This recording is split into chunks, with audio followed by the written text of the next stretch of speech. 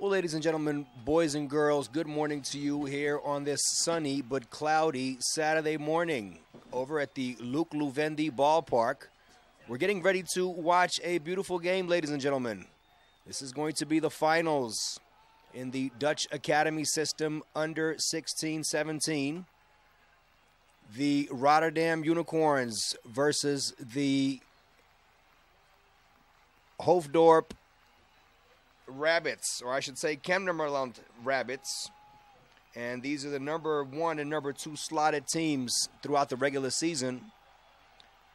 We have decided to play a game in the form of a final.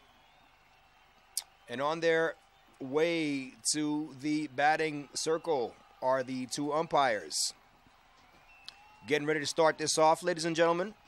Special broadcast going all the way around the world, watching these young baseball talents here in the Netherlands. My name is Victor Araya, and it's a pleasure to do this. Try to contribute a little bit to Dutch baseball, as obviously everybody knows that we've suffered a lot because of the corona situation. Kids have not really been able to play to their full potential. A lot of games canceled. And then, of course, living in the Netherlands with the rain delays and the rain outs, we are very excited that this has been set up, and also in such a way that we can broadcast this thing live and direct to all of the viewers back home. All throughout the world, people might be tuning in from Curaçao, Aruba. We want to welcome the islands, St. Martin, Kingdom of the Netherlands, a strong baseball nation indeed, all throughout the world. Meeting at home plate right now with the umpires and the head coaches of the teams. We want to welcome our viewers back in the U.S. I've notified a couple of scouts to tune in and watch these beautiful young talents here in the Netherlands. And as we're getting ready for the first pitch of this final, it is my honor and a privilege to introduce to you the starting lineup of the Kennemerland Rabbits, who are going to start off batting. They're playing away. So batting first, wearing jersey number 9, the DH, Aguilar. Batting second, wearing jersey number 24, starting behind the dish, is Kuiper. Batting third with the jersey number 12 is the shortstop, Krauwel. And batting fourth with jersey number 34, playing right field, is Van het Klooster. Batting fifth in the lineup, wearing jersey number 32, is Beljaarts. Batting sixth in the lineup, wearing jersey number 31, Heemskerk. Batting seventh, wearing jersey number 16, is Blijleven. Batting eighth, wearing jersey number 11, Van Zechelen. Batting ninth in the lineup, wearing jersey number 30, is Willem. And we seem to have 10 people in the lineup here, so I would assume that the pitcher is not batting, because wearing jersey number 17 is Oosterbeek, who starts off on the mound. And as you guys are now watching the live broadcast, of course, the players in the field are the Rotterdam Unicorns. And they're lined up defensively as follows. The starting pitcher for the Rotterdam Unicorns is Hogendoorn. Behind the dish, Salazar Mata. Playing first base is Roger. Playing second base is Ahmad. Playing third base is Mohammed. Playing shortstop is Franca. Playing left field is Groenemans. Playing center field is Sprok. And playing right field is Van Frederici. And they also have a DH, ladies and gentlemen, in the form of Myers. And now, ladies and gentlemen, we are getting ready to rock and roll here on this beautiful Saturday. Batting first for the Rabbits is Paris Aguilera. Paris Aguilera, the leadoff hitter. He's 16 years old. Lives in Harlem and also in Amsterdam. He's wearing jersey number 9.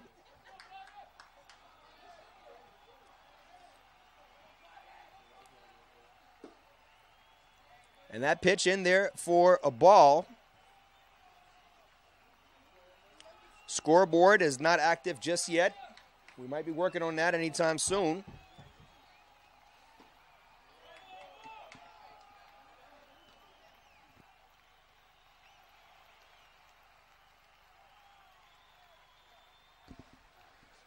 So the count on Paris Aguilera, 2 balls and a strike, and a fastball thrown on the outside part. Franca's there, and Franca will throw it over to first base and get the first out of the top half of the first inning. Ball is being thrown around, so a routine ground out to Franca, the shortstop for the Unicorns.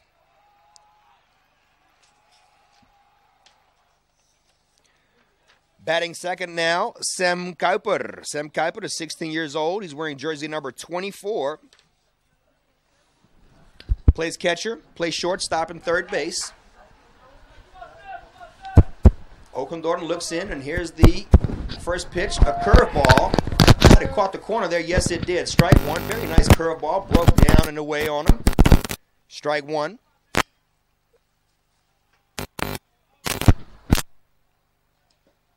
A fastball spiked in the dirt. 1 ball, 1 strike.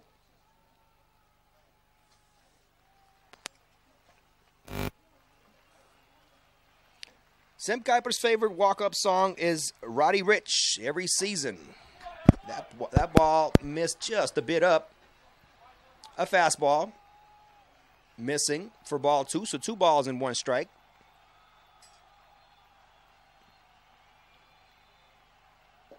Fastball misses inside, so 3-1. A hitter's count here for Sam Kuiper, looking to cause damage. Sam Kuiper was also part of the Little League team in 2016 that won the Dutch Championship. And a foul ball up in the zone, left it hanging, and he fouled it straight back. So the count runs full here for Sam Kuiper with 1 out.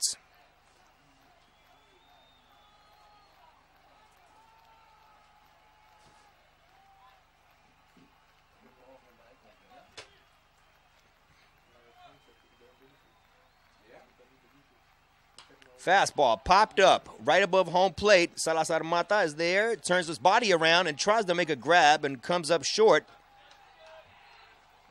Almost did everything right except catch it. Turned his body around, tried to stay with the pop-up. A lot of spin on that thing. So Sam Kuiper fouls 1 off to stay alive and fight another day.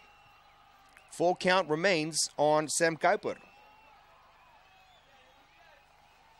Still 1 down here in the top half of the first inning.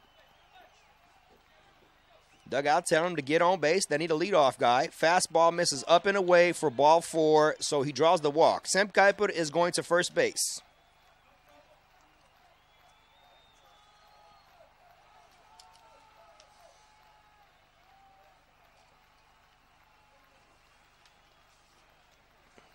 Now batting, the number 3 hitter, Matheus Krauel, wearing jersey number 12.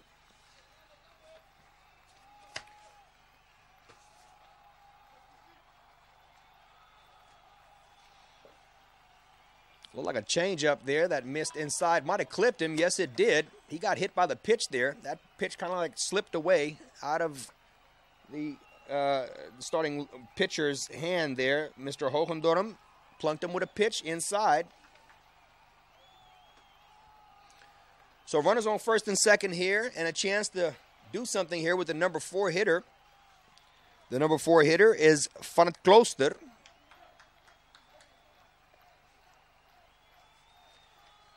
And Koen van het Klooster, 17 years old. Fastball right in there for strike 1. Right down Broadway. A 71-mile-an-hour fastball there by Hogendorn. Koen van den Klooster plays pitcher and also right field.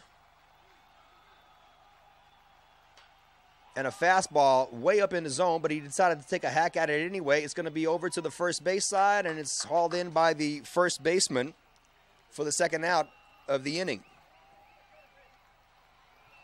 So Roger, the first baseman for the Unicorns, catches the pop-up. Stepping in the batter's box now, the number 5 hitter, Beljaarts. Still runners on first and second with 2 down.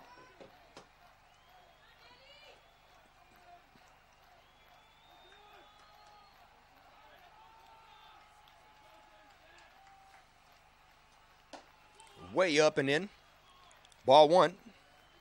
Duncan Beljaarts, 16 years old, hails out of Benenbroek. Plays catcher and third base.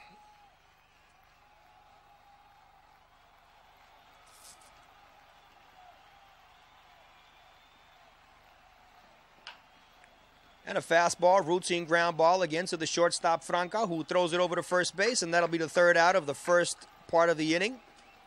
As we move to the bottom half of the first inning, Unicorns up to bat.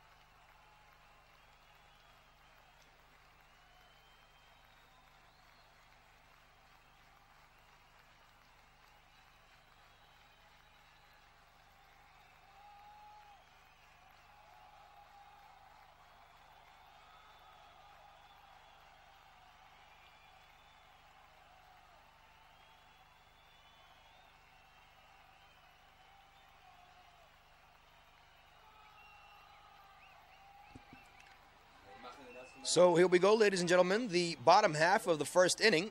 Stepping in the batter's box is Amarencio Franca, probably the #1 prospect here in the Netherlands, ladies and gentlemen. Kid is 14 years old, can do it all. A 5'2" player. He's got the speed. He's got the hands. A fastball, hit foul and out of play.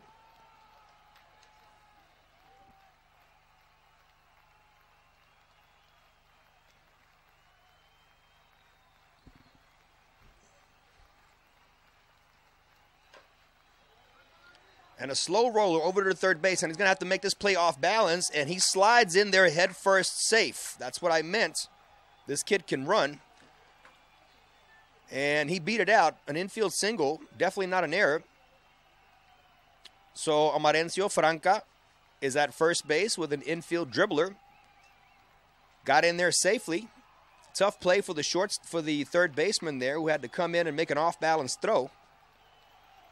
So now batting for the Unicorns is Mohammed, the third baseman.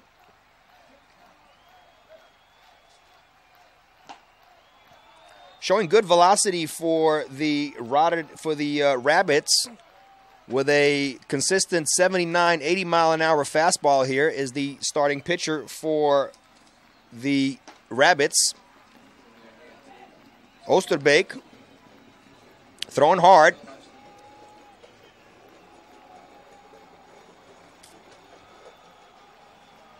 Mohammed looks in. Fastball right down the middle. Didn't pull the trigger on that one. Taken all the way. Amarencio Franca, definitely a threat to steal. Like I said, for European standards, outstanding speed and a fastball up and in. Decided to take a big hack at it. Battling the sun is the third baseman and the shortstop, and they drop the ball. And now they're going to get the force out at second base. Franca, of course, had to stay close to first base to not get picked off. Everybody, of course, expected that ball to be caught. But battling the sun and the clouds, third baseman couldn't really pick it up. Then the shortstop got involved, and it caused a lot of mayhem. Didn't really hear a good call as far as calling somebody off, but it looked like a routine pop-up for the third baseman all along. Not sure how they'll score that, but could have been an error there for the third baseman. Either way, they still get the force out at second base. Fastball at about 79 miles an hour. Pitcher throwing gas. And in the batter's box now is Sprok, taking the first fastball in the outside corner. And a curveball. Slow roller to the shortstop. You're going to have to play this one off balance and throw. And he dropped the ball at first base. And another error. So 2 errors so far for the Rabbits, in my opinion. Obviously a routine ball thrown over to the first baseman. The first baseman for the Rabbits, Belyaerts, couldn't hold on to it.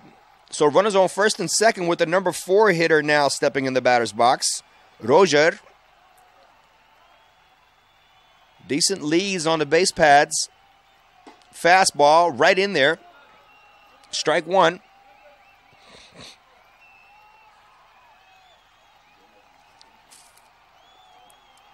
The coach giving instructions to the first baseman, who was kind of playing in front of the runner instead of behind the runner. So now he's in the right spot. And another curveball at 67 miles an hour misses down and away. So 1 ball, 1 strike here on Roger. Or Roger.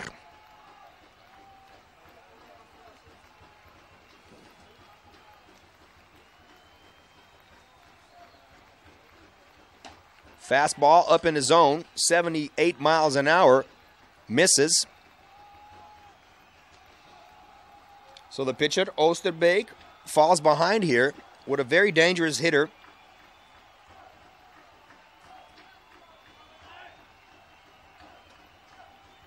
Fastball, 79 miles an hour, right down the middle. And Roger put a good swing on it, just a bit tardy there. Fouls it off to the right-hand side, out of play. So the count now 2-2.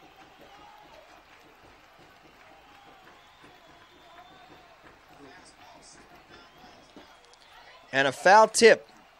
Couldn't hold on to it. So a 72 mile an hour changeup. And Roger swings right on top of that thing. Managed to get a piece of it to stay alive. The count still remains 2-2. On deck, the number 5 hitter in the lineup, Ahmed. Pitch misses outside, a fastball at 78 miles an hour. So the count runs full here. And we have runners on first and second. Let's see what they do with this next pitch. This is an action pitch, ladies and gentlemen. See if they allow the runners to take off. They got very good speed on the pads. And they're going to go and keep that runner short at second base. Shortstop made his way back to second base to drive that runner back. Action pitch right here, ladies and gentlemen, in the bottom half of the first inning with 1 down. pop foul and out of play behind the backstop, 78 miles an hour.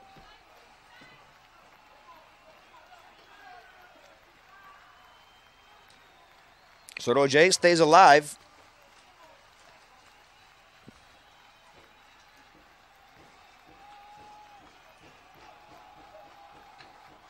We're going to be playing 9 innings today, ladies and gentlemen, a full game.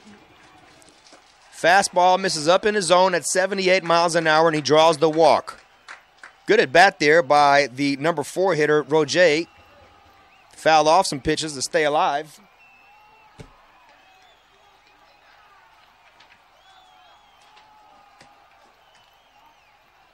So with 1 down and the bases loaded, digging in is the second baseman for the Unicorns, Ahmad.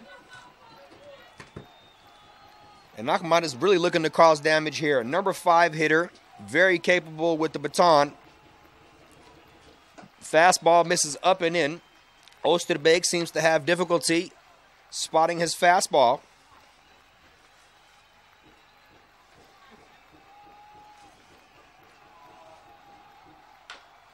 Little dribbler back to the pitcher who throws it over to the catcher who cannot hold on to the ball. Will that be called a transition? Yes, it will. So they'll get the force out at home plate. Umpire ruling that the catcher lost control of the baseball as he tried to make the transition to go for the double play over to first base. So they'll prevent the run from scoring, ladies and gentlemen, here with 2 outs now, and still the bases loaded. And stepping in the batter's box for the Unicorns is Groenemans, who plays left field. Fastball, and that's a line drive hitting the center field, and that's not going to be caught. There's a runner that's going to come home and score. Here's a long throw by the center fielder, and he's going to call him out. Very nice assist by the center fielder. A 1-hopper to the catcher with a very nice tag.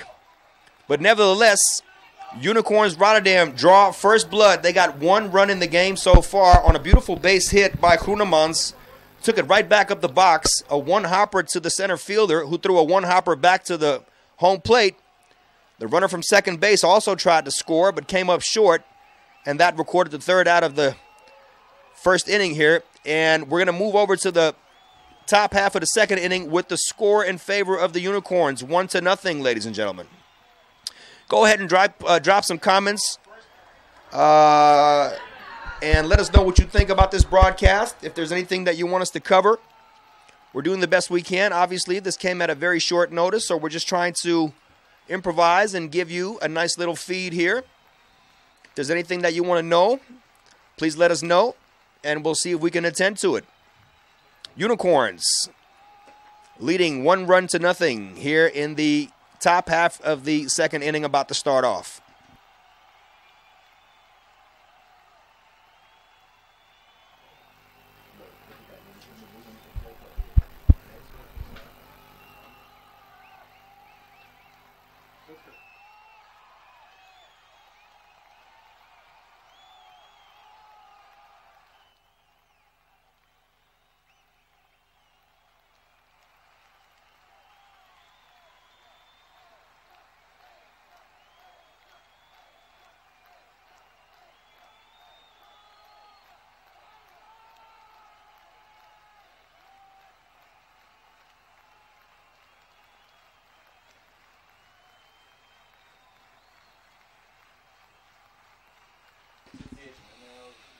And a nice quick inning switch there as we send our regards out to the people around the world tuning in.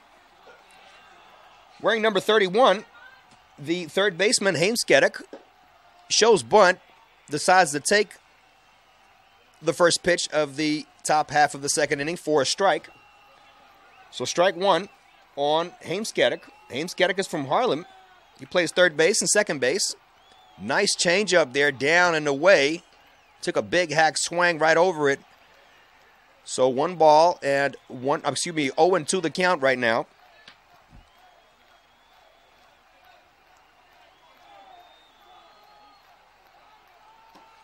And that fastball at 67 miles an hour looked more like a changeup up in the zone. See if he could speed those hands up a little bit. But Heemskerk wasn't biting on that one. 1-2 the count now. fastball. It appeared to be a fastball, but it was 66 miles an hour down in the zone. And again, Heemskerk swinging right over that one. So that records the first out of the top half of the second inning. Van Zechelen, wearing jersey number 11, the second baseman for the Rabbits, digs in.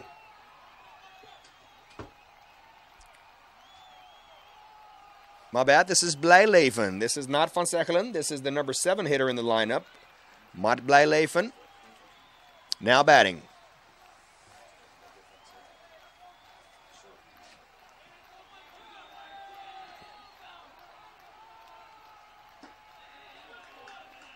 Just a bit high, I guess. Definitely caught the plate. 68 miles an hour, a fastball. 2 balls and no strikes on Mart Blijleven. Another fastball. This one really looks like it's in there, definitely in there. 2 balls and a strike on Mart Blijleven.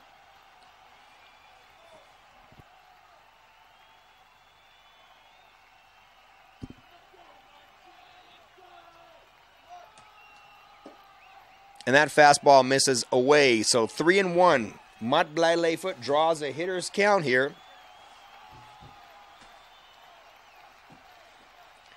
Mart Blijleven this season a 310 average hitter. And that ball at 70 miles an hour misses down and in. So the Rabbits get a runner.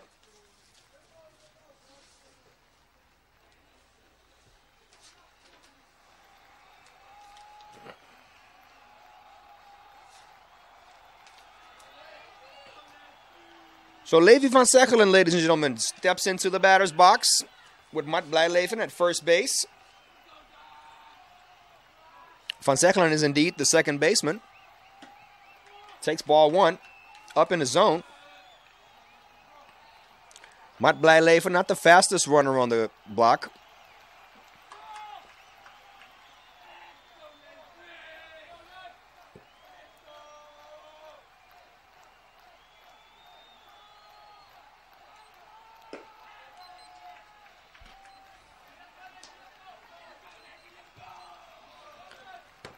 So Levi being selective, understanding that we still have a lot of baseball left, looking for his pitch to hit.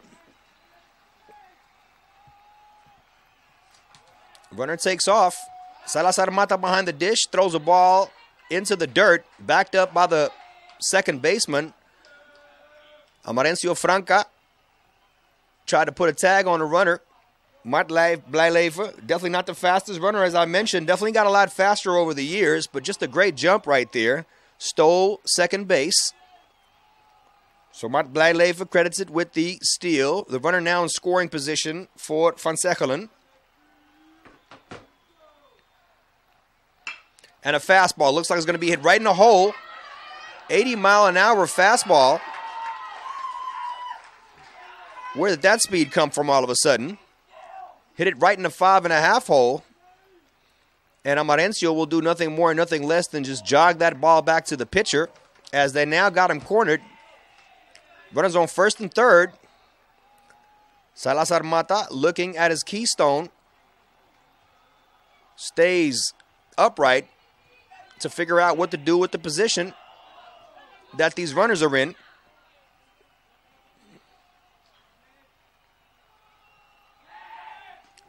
And a pickoff attempt. Ooh, very close call there, but just back in there safely. Van Zechelen took a pretty decent lead there. Of course, Hogendorp wants to keep him short with the runners at the corner situation. Batting now for the Rabbits is Willem. Last name Willem. Another pickoff attempt. Don't throw that thing away with the runner on third base.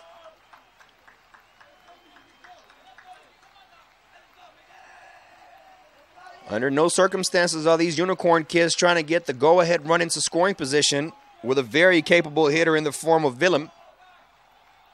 And a fastball at 69 miles an hour up and away, misses for ball 1 on Willem.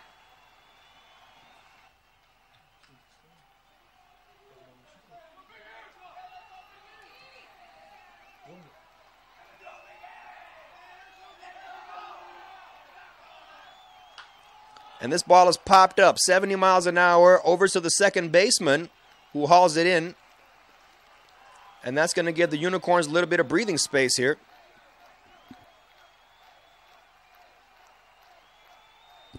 It's a very big out right there, ladies and gentlemen, with runners at the with runners at the corners. 2 outs now. Signs being given by the third base coach. Let's see if they send the runner.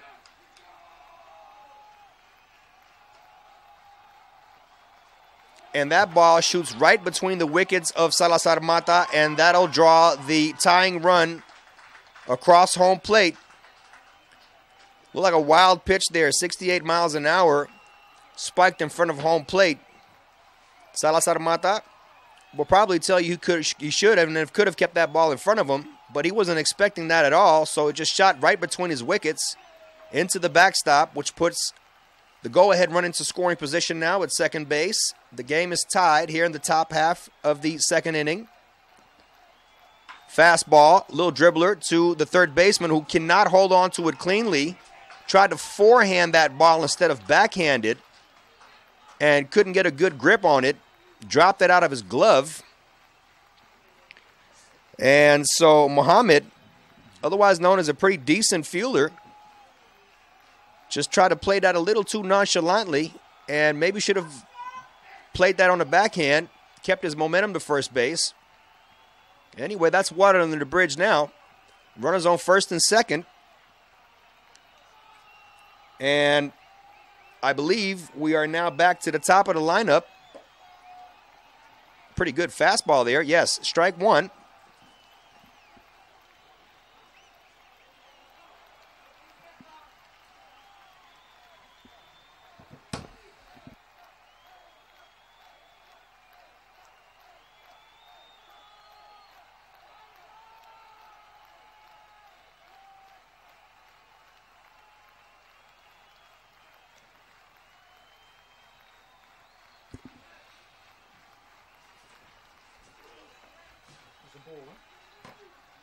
Runners on first and second here, and a big changeup up and in. Big cut there by number 24, Sam Kuiper.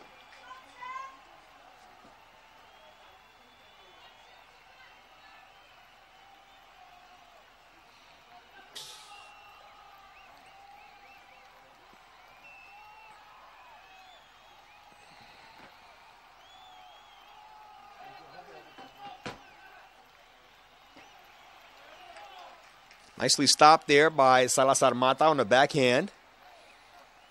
Ball took a little dive there.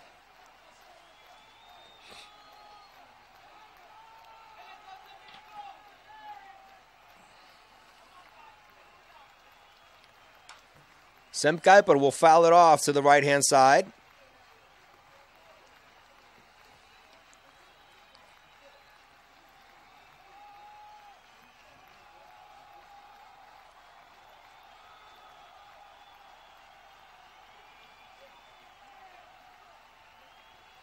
So 2-2. Deuce is wild, as they like to say. Curveball, nicely blocked there by Salazar Mata. So with 2 outs and a full count here on Sam Kuiper, the Rabbits most likely going to send their runners into motion here. See what they do here. It's a big pitch, ladies and gentlemen. The runners take off very late, but it wouldn't have mattered anyway because it was ball 4 on Sam Kuiper. So bases loaded for the Rabbits.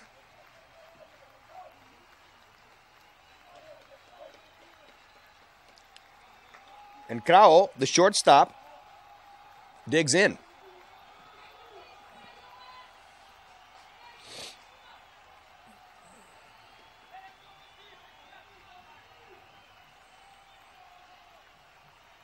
Big curveball, misses down and away. Had a lot of break to it, just didn't catch the plate. Ball 1.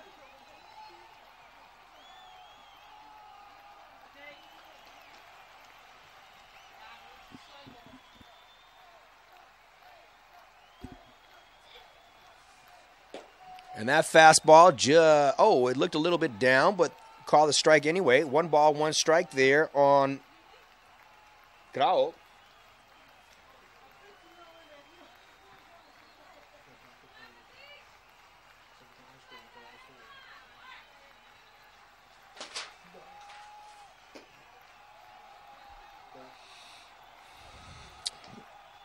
A ball, 2 balls and a strike.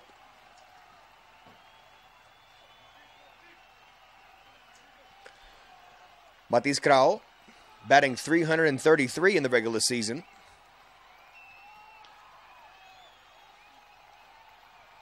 And that ball again spiked in the dirt, nicely stopped there by Salazar Mata. And Hogendorm seems to have lost his control a little bit. We've now seen about 3 balls hit into the dirt.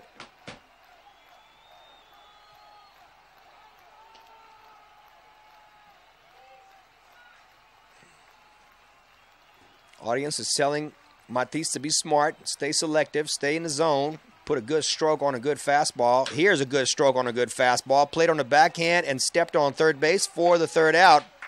So there's the backhand of our beloved third baseman, who records the 3rd out in the top half of the 2nd inning, ladies and gentlemen. But the Rabbits right back into this game. And we got one. We got a good one, ladies and gentlemen. The finals of the Dutch Academy system.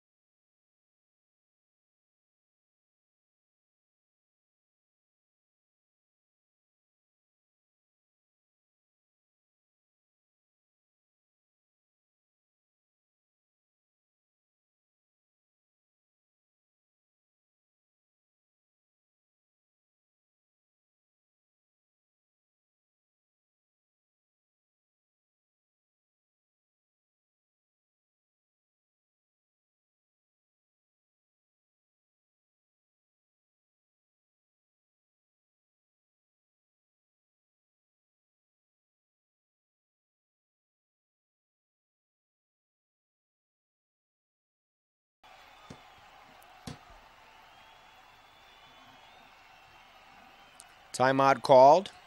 Second baseman is asking the umpire to move a little bit so he can get a clear vision as to the release point of the ball.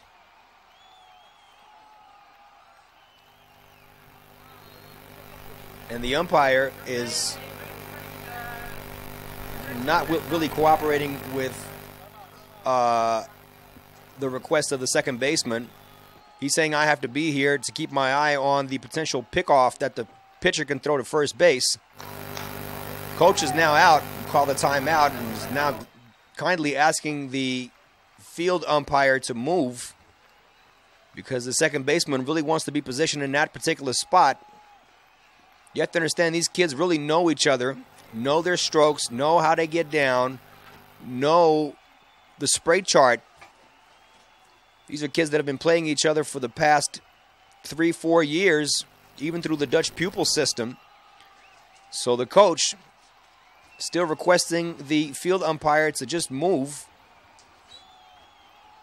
And so the umpire is saying, if you want me to be anywhere to make a good call, I'll be right there. And he does not move. Very unfortunate. Pretty sure you can make that call from another position as well. So semi-blocking the vision of the second baseman here. A warm-up pitch just to get right back into it. So no pitch called here.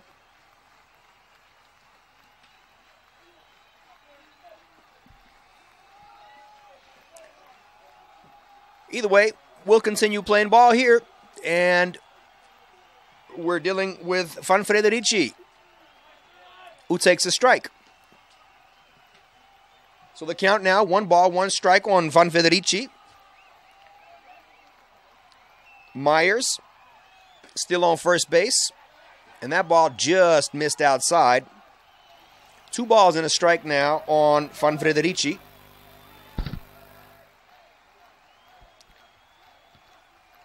Mac Myers takes off.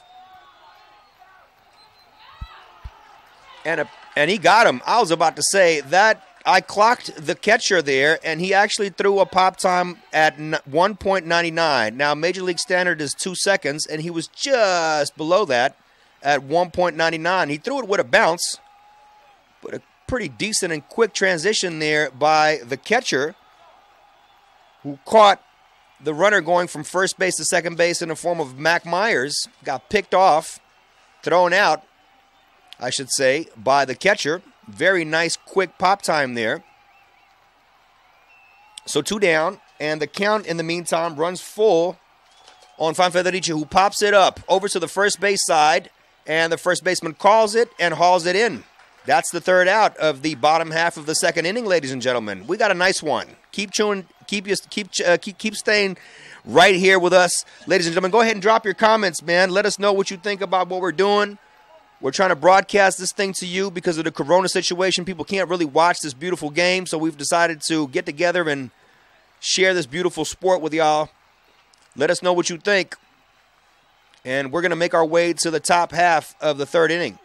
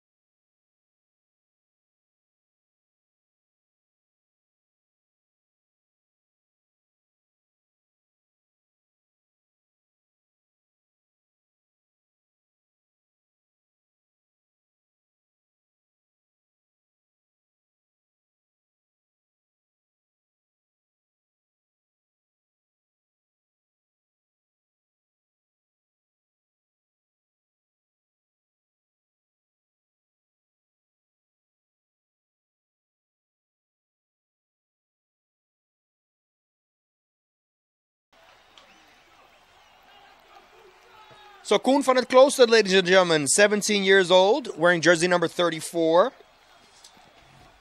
Previous clubs that he played for were the Hoofddorp Pioneers and RCH Penguins. That's where he started off. Look at him now, playing in the academy level for the Rabbits, ladies and gentlemen. This is going to be his 4th year playing for the Rabbits. Spiked in the dirt for a ball.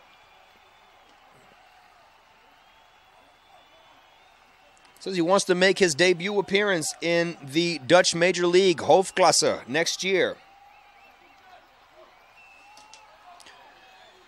He's batting .385, so he's got the batting average to back that idea up. Takes a strike here. Koen van het Klooster. Good power.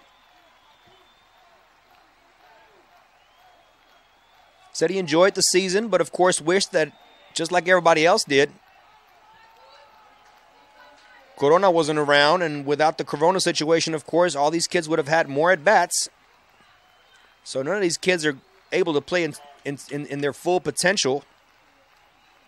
But nevertheless, if you're hitting .385, I guess you're doing something with that little stick. So Koen van het Klooster just took a big swing on a changeup. Very nice pitch, by the way. And a fastball chopped at the plate. And it's going to be called foul. Salazar was right there, ready to pick that thing up in fair territory to try to tag him out or throw over to first base. But the ball just ended up on the wrong side of the foul line. And so called the foul ball there by the umpire.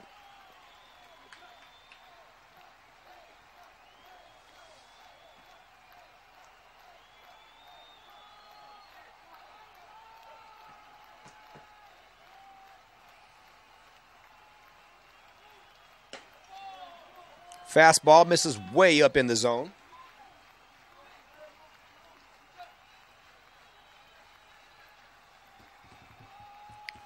Koen van het Klooster has 6 hits in the regular season.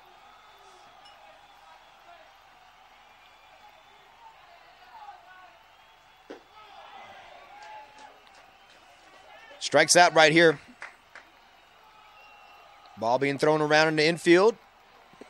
First down here in the top half of the 3rd inning.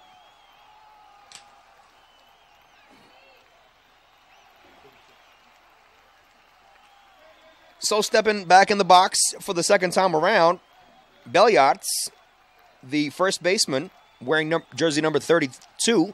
Big curveball, beautiful pitch right there, in there. Good break to it. Started off high, looked like a ball for a long time, and then broke down and away into the right-hand corner for a strike. He's got 13 hits, and he won't need to hit here as he gets plunked, and he'll take it for the team. Either way, Beljarts hits 310. Little chest pump there with the first base coach. Glad they got their runner on. So now the 3rd baseman, Heemskerk, wearing jersey number 31. Runner on first base, and that pitch misses way outside. Just released a little bit early there by the right-hander number 12.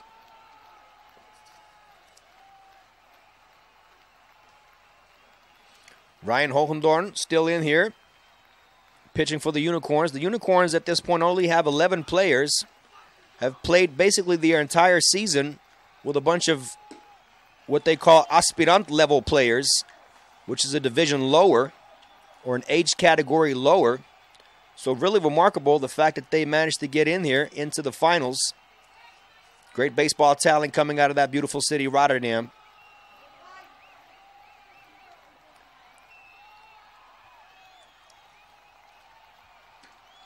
Another fastball misses down and in. 3 balls, no strikes. And with a guy hitting 372, might just want to give him the green light here. He's got 16 hits in the season. course, not all these kids have played the same amount of games, so the averages don't tell you everything, but nevertheless, 372 is a pretty good average, no matter how many at-bats you had. Very generous call there in the top left corner by the umpire. Could have been a strike, but definitely not something you want to drive on the 3-0 count. So he took that pitch, 3-1 now, the count. And Heemskerk out in front of that one just a little bit. Threw him a 3-1 changeup. Managed to speed those hands up a little bit first with that fastball, and then threw him a changeup that got him out in front. He did manage to get a piece of it, though. So a full count now. Heemskerk, left-handed hitter. Big hole on the right side of the infield. Can he pull one? And it's right there, right through the hole on the right side. And the runner from first will stop at second base, not testing the arm of the right fielder. And just as predicted, there was a big hole there. Of course, the first baseman had to keep that runner short at first base. And with the left-handed hitter, really all you got to do is just roll that thing in the hole for a very productive base hit, moving the runner into scoring position. So digging in now, Matt Blijleven. Matt Blijleven, very dangerous hitter indeed. Another left-handed hitter. First baseman now wisely playing behind the runner at first to cover more ground with this very potential or potent hitter, I should say. Fastball. He swung right over that one, though. Strike one here for Matt Blijleven.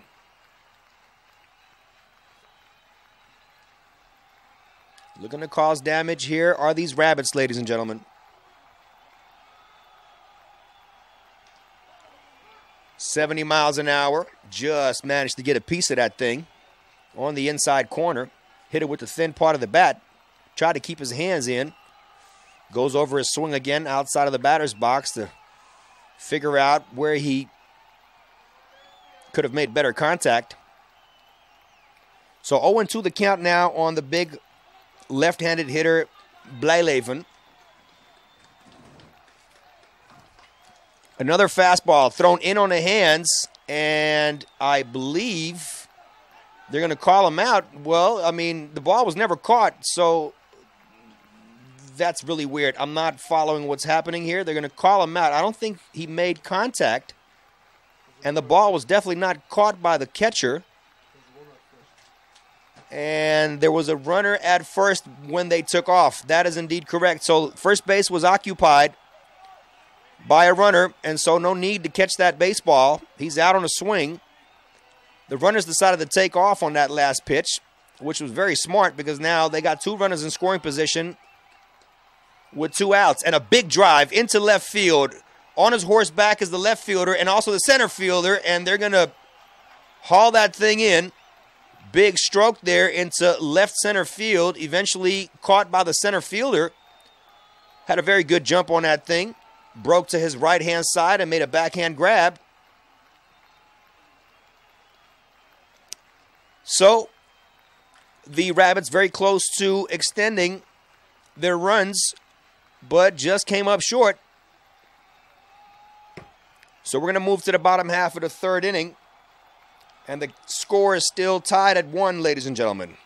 Like I told you before, we've got a good one. Stay tuned.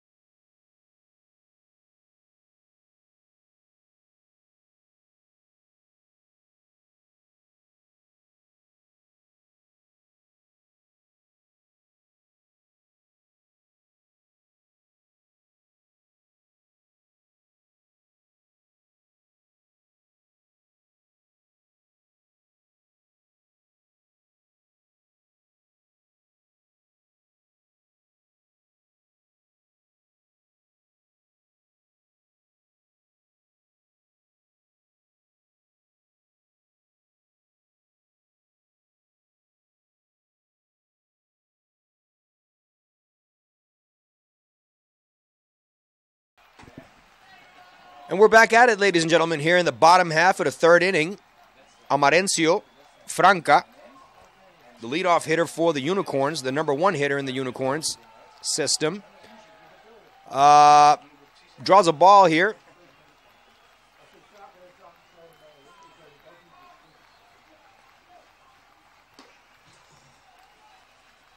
And the pitcher, 3-0 behind in the count, misses up.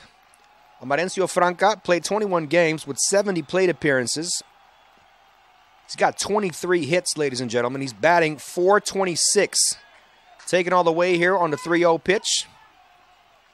So when you're looking at an average of .426 based on 23 hits in a total of 54 at-bats, you know you're dealing with a hitter. Especially if you take into consideration that the boy's 14 years old.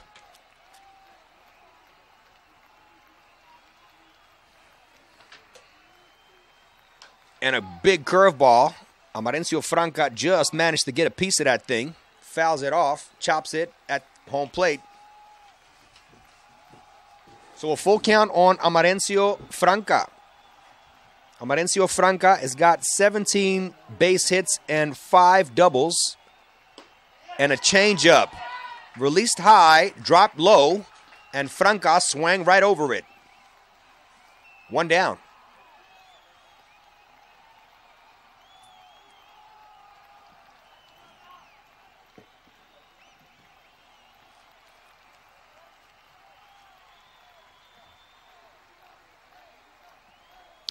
The third baseman, Mohammed.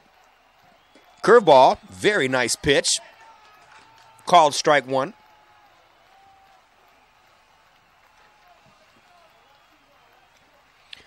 Mohammed has played 20 games this season. Another strike there on Mohammed.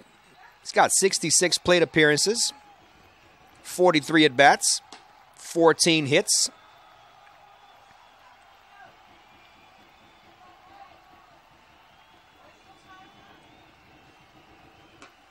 Drew a walk. I don't think he did. Mohammed batting .326.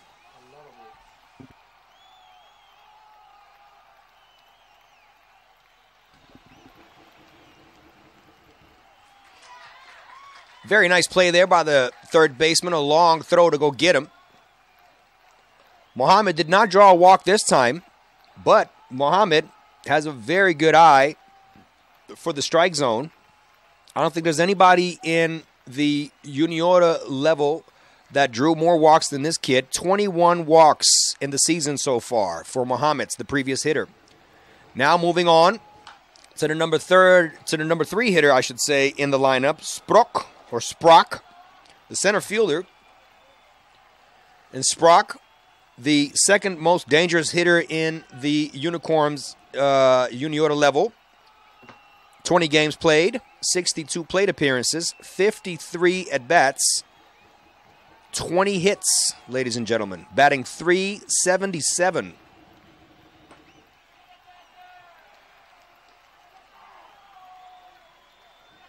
That's not bad at all, considering the fact that he's also got 8 walks and only 8 strikeouts. Big curveball, nice pitch there. Broke down and away into the dirt. Made him look like he doesn't know what he's doing, and little do we know, he really does know what he's doing. He's a good hitter. Sprock Joendrik, another curveball. Tried to fool him twice, but he wasn't biting. He's got 2 doubles and a triple in the season as well. He's got 13 RBIs. And that fastball in there, taken all the way. And he's walking back to the dugout thinking, I could have put a swing on that thing. Nothing wrong with that pitch, but just good pitching overall. 2 curveballs down and away in the dirt. And then a fastball right on the corner down and away for the 3rd out. So we're going to move to the top half of the 4th inning, ladies and gentlemen. The game is still tied at 1.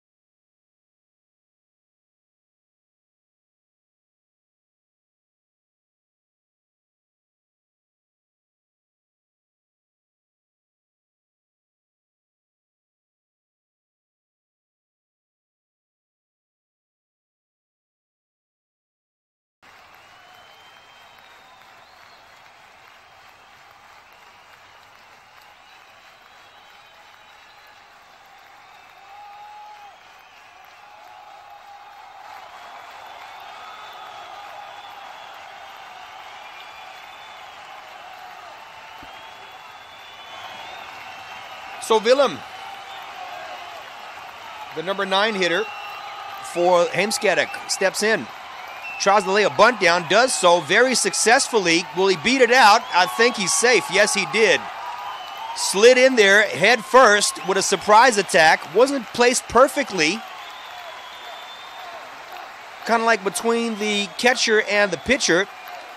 A little bit of confusion as to who should have picked up that thing. Obviously, if you bunt for a base hit, especially if you're a left-handed hitter, you either want to bunt it foul down the left field line or just fair. This one placed kind of like between the pitcher and the catcher. But with good speed, Willem beats it out and slides in there safely with a head first. Pickoff attempt here. The ball is going to shoot away from the first baseman, but first base coach tells Willem to stay put as that ball did not shoot through enough. Good backup as well by the right fielder. And so the Rabbits get their leadoff guy on with some really good speed. Right-handed hitter in the form of Aguilar, who also lays a bunt down, basically in the same spot. This time the pitcher pulls his gun out and blasts him out at first base. But they'll move the runner over into scoring position. So a sac bunt for Aguilar, using speed here in the bottom and the top part of the lineup to try to put a runner into scoring position here in the fourth, ladies and gentlemen. Good baseball.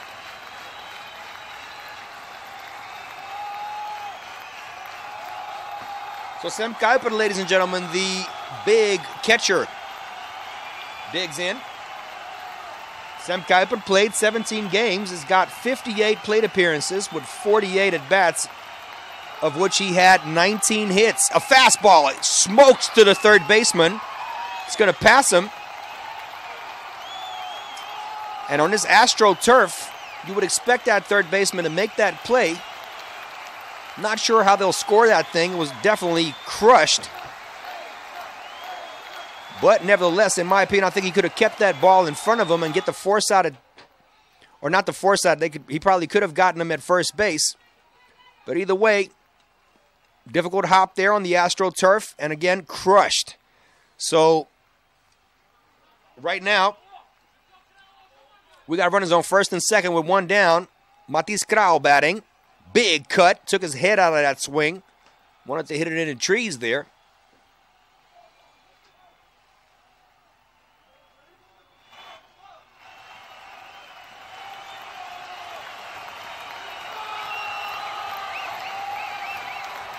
Looking back to the second baseman is the pitcher, Hogendorm, and a line drive hit into right field.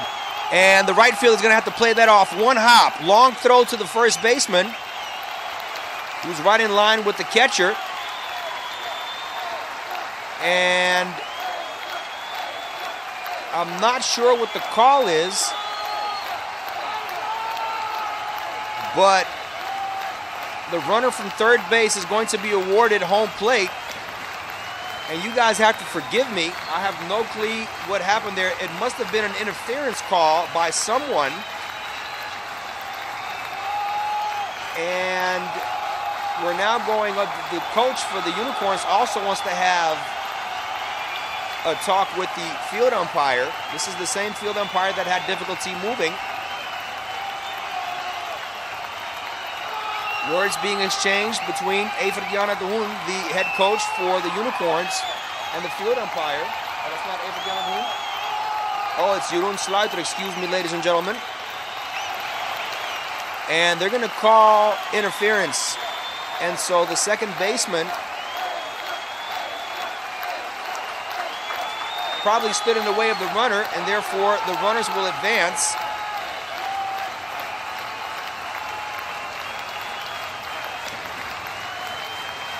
And so anyway, the Rabbits will score the second run of the game and take the lead here, ladies and gentlemen. Vosluiter decided to make a pitching change. And he'll take Hogendorp out of the game. Get his relief pitcher.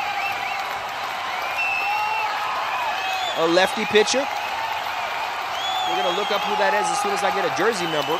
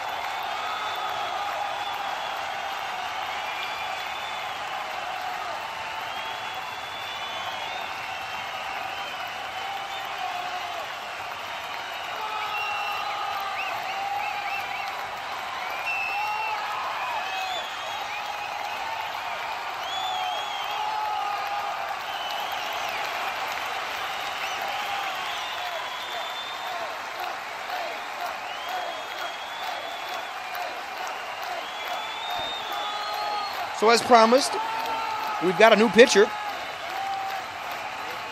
Sam Nijman. He's a lefty.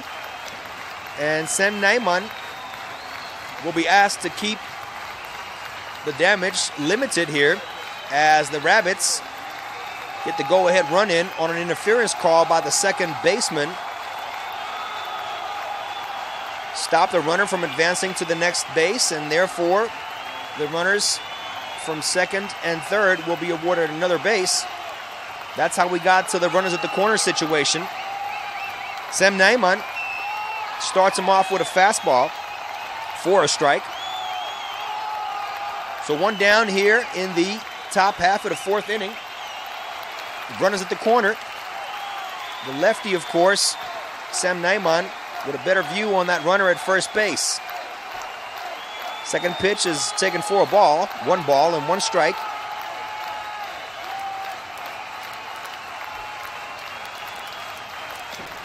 Van het Klooster, the son of the world-renowned Dirk van het Klooster. Baseball family, it's in the blood. Wearing jersey number 34, and he puts a good swing on this thing, but it's a roller over to the third baseman. So he hit the top part of the baseball and it rolled over to the third baseman, who played it one-handed and made an off-balance throw. Very nice play there by the third baseman, Mohammed, who threw him out at first base. But nevertheless, the Rabbits still managed to score another runner from third base. Risky decision there by the runner at third base to go home on that play, because normally if a ball is hit to the third baseman, pitcher or catcher, with less than 2 outs, you're taught not necessarily to break home. But good read, I guess, by the runner at third base, who decided to go home anyway and extend the lead to 3-1. 2 down now here in the top half of the fourth inning. Runner in scoring position.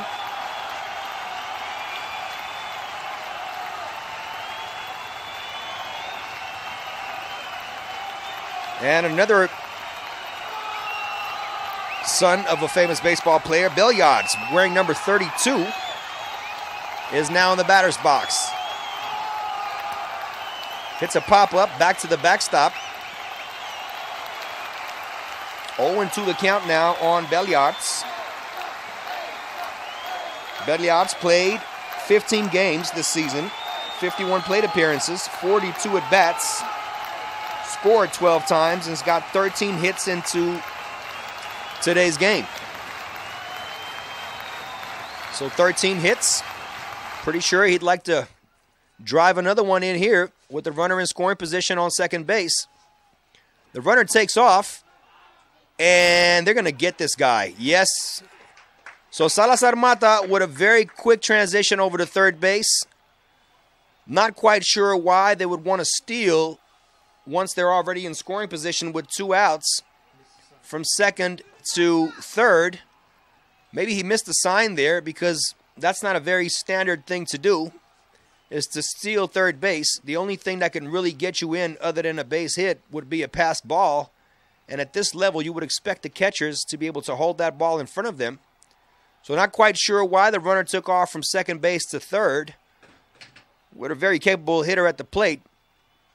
Ran themselves out of an inning at third base. Not something you'd like to see as a coach. Pretty sure that sign was not given. Either way, the Rabbits get 2 more runs here in the top half of the 4th inning. So 3 runs for the Rabbits and a run for the Unicorns as we move to the bottom half of the 4th inning.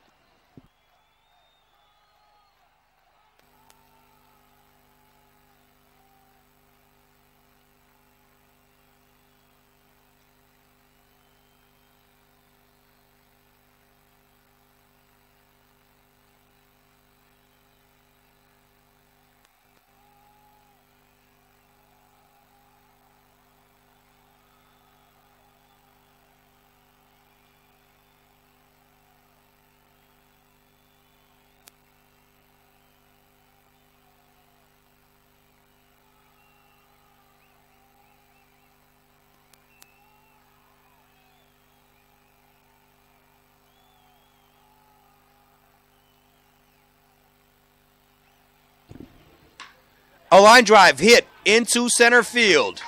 Unicorns very upset with that interference call. Hopefully they'll be able to use that energy and give us some good baseball here. Keep their heads calm. In between innings, Sluiter, the coach for the Unicorns, wanted to get another piece of his mind or something off his chest and went over that interference call again. Either way, the Unicorns, with their leadoff guy on first base, trailing by 2 runs here in the bottom half of the 4th inning.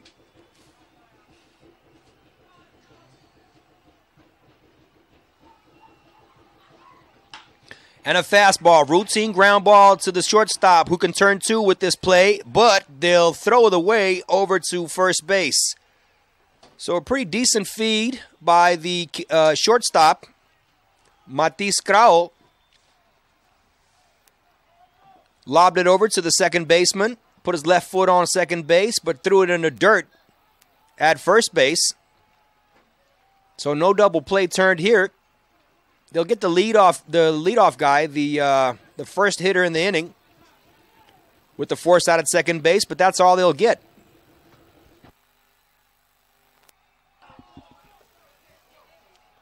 First pitch here in the 3rd at bat of the bottom half of the 4th inning is a fastball on the corner for strike 1.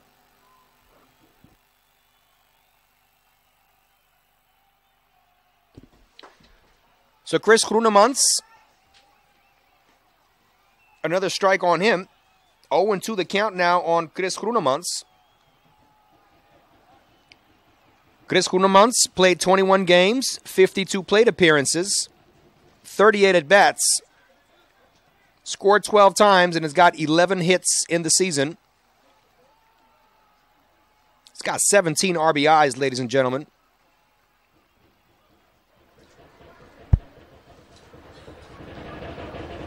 Hitting .289. Curveball misses away.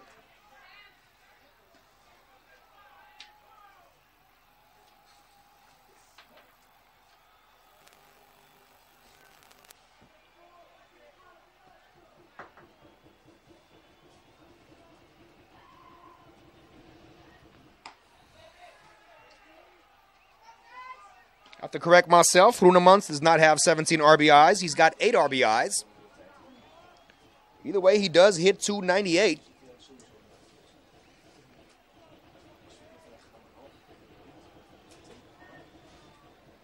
And a fastball chopped foul down the left field line. So the count remains full on Groenemans.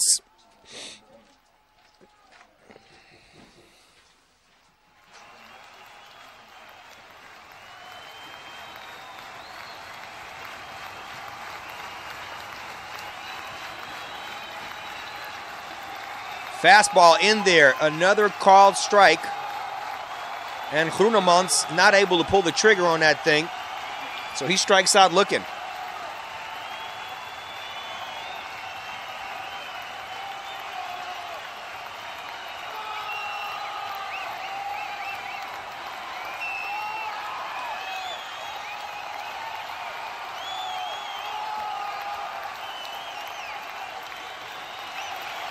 So Mac Myers, the DH, back in the box. A fastball on the corner right there for a strike.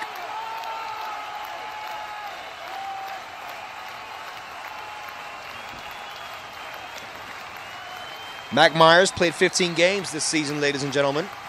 Curveball in there for a strike. Very nice pitch. Started off ball up and in. Broke down for a strike. Got 11 hits. 6 singles and 3 doubles. Fastball right back up the box, but slowly hit as he didn't make solid contact, so the second baseman has time to get behind that thing. Routine ground ball on a one-hopper. Out at first base for the third out of the bottom half of the fourth inning, ladies and gentlemen. The Rabbits still in the lead, 3-1.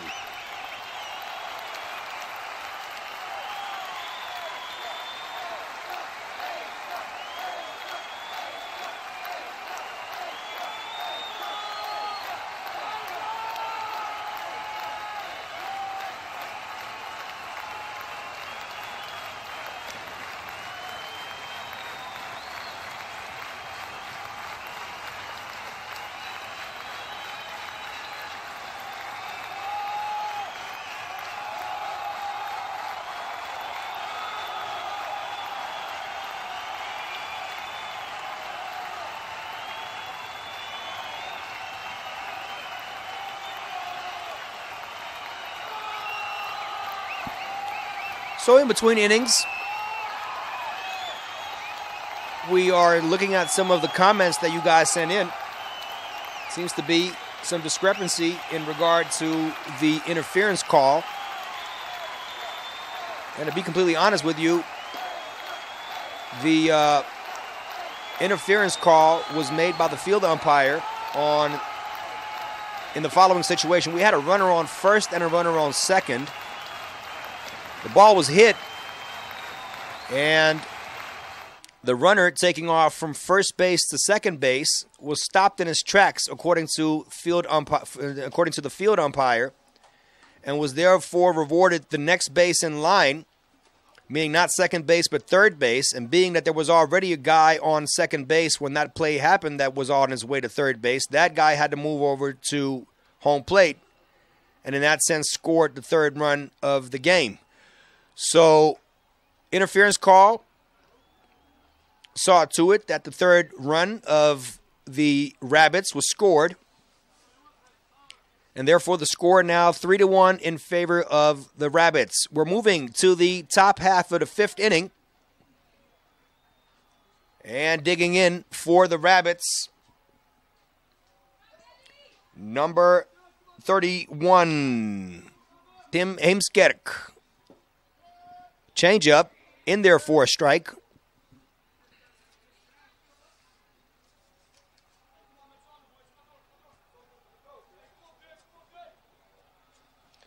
So Terrence Heemskerk played 19 games, and an error by the second baseman who tried to play it on the backhand. First bounce didn't come up too much. Second bounce slid right underneath the glove of the backhand of the second baseman. So an error for the second baseman. The second baseman is Ahmad. And so the Rabbits will get their leadoff guy on in the form of a reached-on error. Now batting, number 31 for the Rabbits.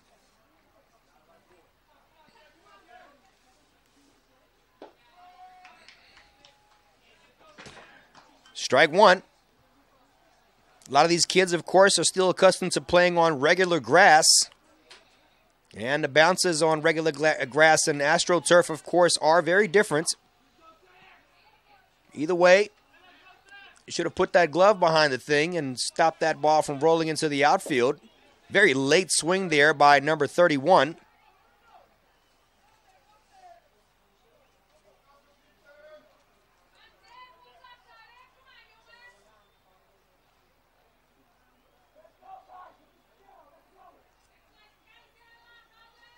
So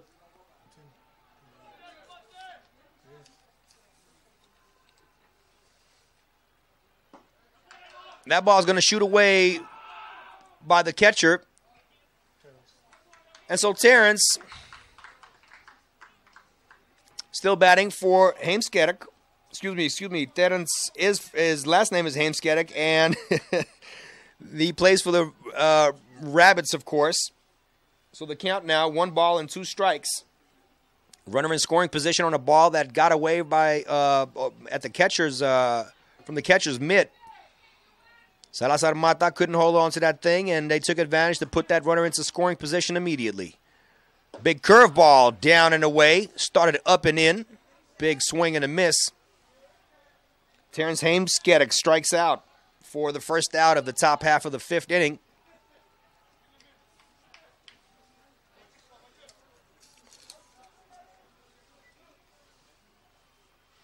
So Matt Blijleven, number 16, left-handed, hard stroker, can hit behind the runner here with 1 out. Left-handed hitter, checks his pitch, called the strike. Looked a little bit low to me, but called the strike anyway.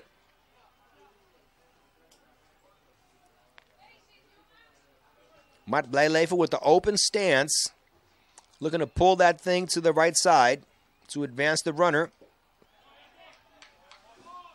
The pitch broke, but not across the plate, so a ball. 1 ball, 1 strike.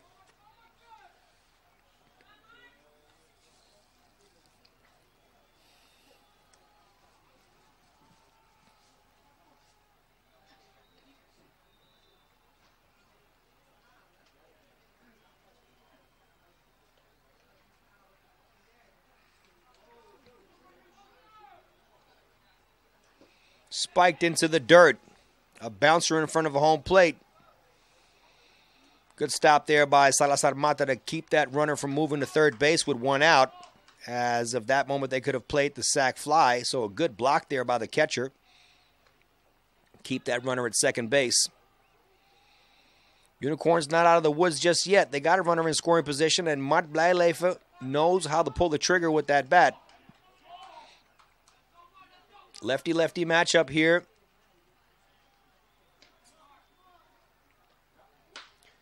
Driven into center field, straight to the center fielder for a routine flyout. Put a good swing on it. Wasn't really hit hard enough, or soft enough for that matter. Center fielder took about 2 or 3 steps in. Sprock hauled it in for the second out of the top half of the 5th inning.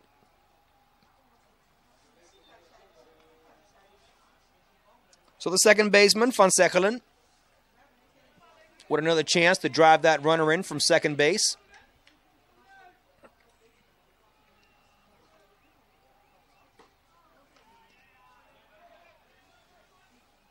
First pitch is a ball. Van Zegelen played 18 games, got 46 plate appearances, 35 at-bats. He's got 6 hits so far into the season.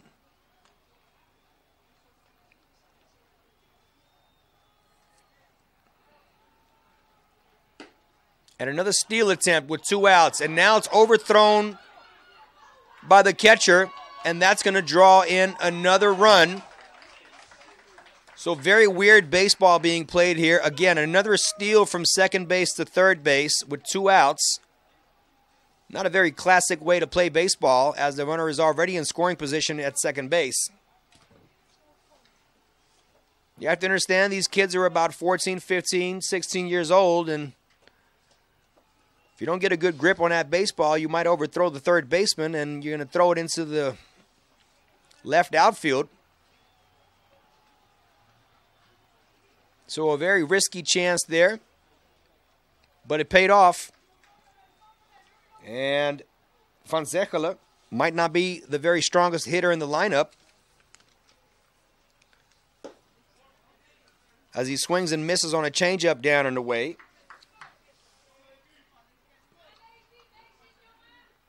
Levi Van Zegelen.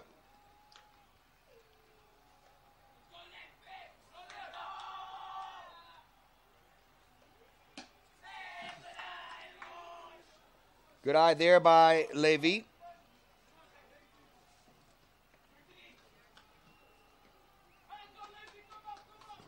Levi van Zegelen, a .239 hitter with runners in scoring position. So I guess what they did is they decided to roll the dice and a pop-up foul behind home plate.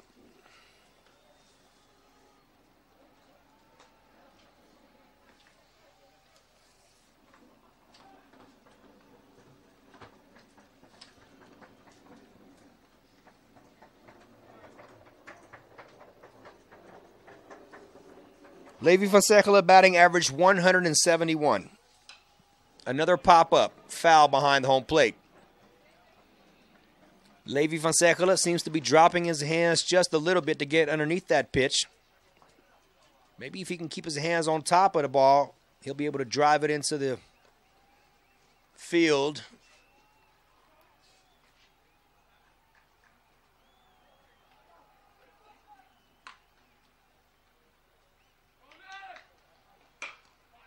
Just like that. It's almost like he heard me. Kept his hands on top of the baseball there. The pitch indeed was a little bit more elevated than the previous pitch, but definitely a good stroke. A clean base hit into center field. And Levi van Zegelen gets a hit.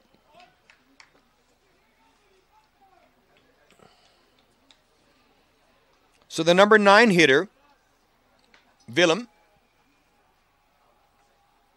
steps in with 2 outs.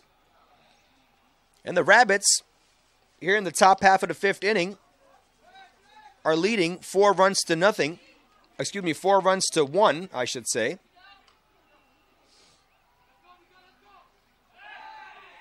And Levi van Zegelen being kept short there by the left-hander, Sam Nijman. Levi van Zegelen very flat-footed there at first base. Big swing and a miss there by Willem. Left-handed hitter. In his last at-bat, laid a bunt down for a base hit. That paid off. Number 9 hitter in the lineup, Willem. Good speed. Worked together with Aguilera, and the ball is going to not be caught by Salazar Mata. Bounces off his glove about 2 feet behind home plate, with just enough space to move the runner over into scoring position.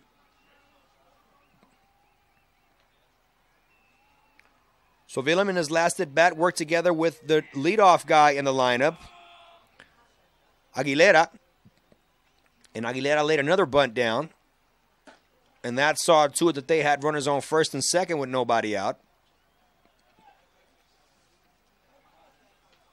Actually, that's not true. Aguilera laid the bunt down as a sac bunt and was thrown out by the pitcher. But Willem moved into scoring position. Good stop there by Salazar Mata.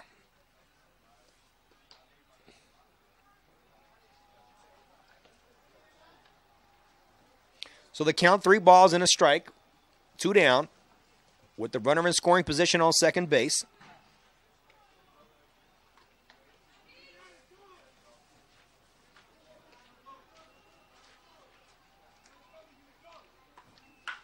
Big drive into right field, very deep into right field, and it's a 1 bouncer off the wall. The runner from second base will score easily, as with 2 outs, no reason to hold on to that base.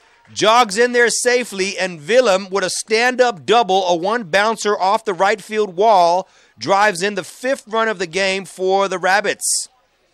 Big, solid contact into right field, over the right fielder's head.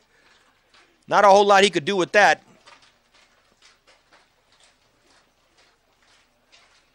So the Rabbits, well on their way to call themselves Dutch national champions, if Unicorns does not stop the bleeding here.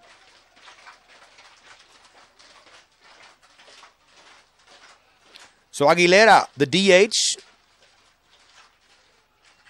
the leadoff guy for the Rabbits, takes the first pitch up in the zone for a ball.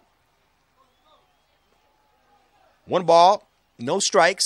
Runner at second base and 2 outs. 5-1 for the Rabbits. Inside, but call the strike. Looked pretty generous to me. 1 ball and 1 strike.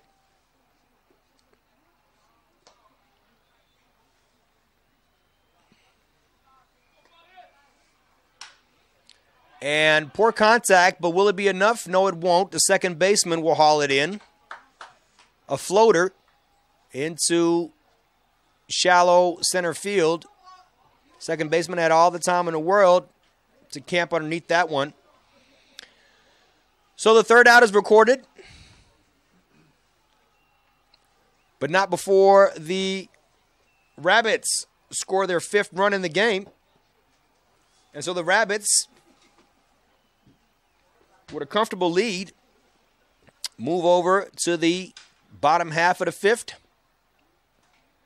And the Unicorns are getting together in the dugout to discuss the method of attack here. They need to get on the board some more. And they know very well they don't have to score 4 in this inning. There's a lot of baseball left. We're only halfway the game, ladies and gentlemen, but they got to find a connection some way, somehow. 1 run will simply not cut it. A lot of baseball left.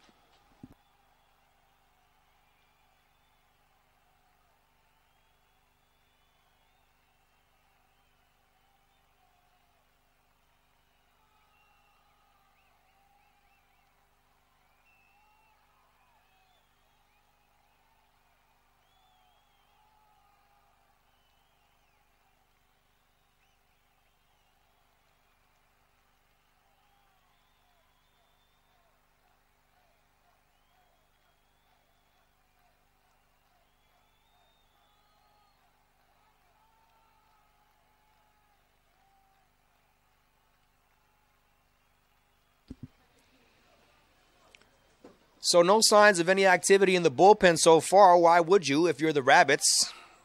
Oosterbeek still on the mound for the Rabbits. Only allowed 1 run to score so far. Big, tall right-hander. Doing a great job. Keeping these Rotterdam kids to only 1 run. Matthijs Oosterbeek sets and deals for the first pitch. And it's called a strike. Matthijs Oosterbeek throws about 80 miles an hour, which is pretty impressive considering the fact that it's pretty cold. He's got a good break on his curveball as well. This one released a little bit low and therefore spiked into the dirt in front of home plate. But that combination between an 80-mile-an-hour fastball and a curveball, here's another fastball right down the middle. 1-2 the count now.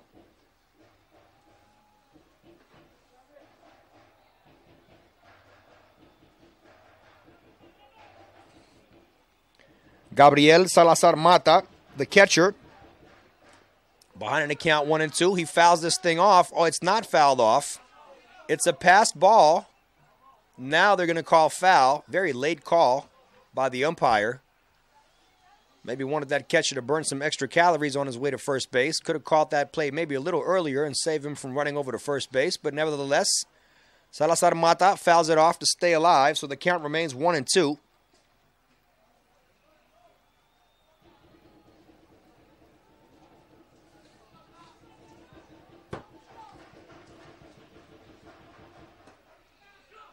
And a big swing and a miss for the third strike as he strikes out swinging. 1 down here in the bottom half of the 5th. So Oosterbeek seems to be in very decent control here of these Unicorn hitters. They don't seem to have a straight answer to him just yet. Hardest hit ball so far was definitely hit by the Rabbits. This is big, solid contact, but it's popped up. He just got underneath that one just a little bit. Over to the shortstop side. And that'll be the second outs for the starting pitcher of the Rabbits. Oosterbeek doing a fine job. So back to the top of the lineup in the form of Amarencio Franca. Amarencio Franca beat out an infield single. Another ball hit right here in the 5-hole. Past the third baseman, and now Mauricio Franca is going to dig in and try to go for second base, and he slides in there safely. Small hesitation as he rounded first base. Wasn't quite sure if he should test the arm of the left fielder. But Franca Mauricio, in my opinion, should know better. He's got very good speed, if not outstanding speed for his age, 14 years old. Either way, he's in there safely with 2 outs and a chance to get the second run for the Unicorns.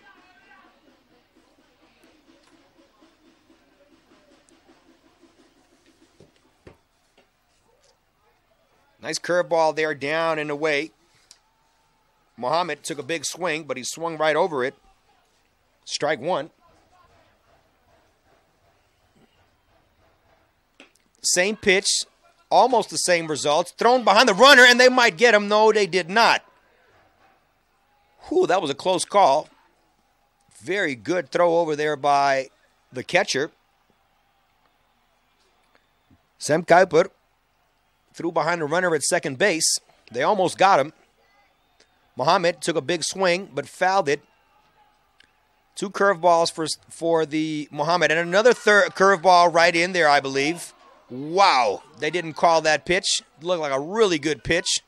Not quite sure whether that missed, whether that was up or in. Because in my opinion, it looked like it didn't miss on either one of them. Either way, 1-2 the count.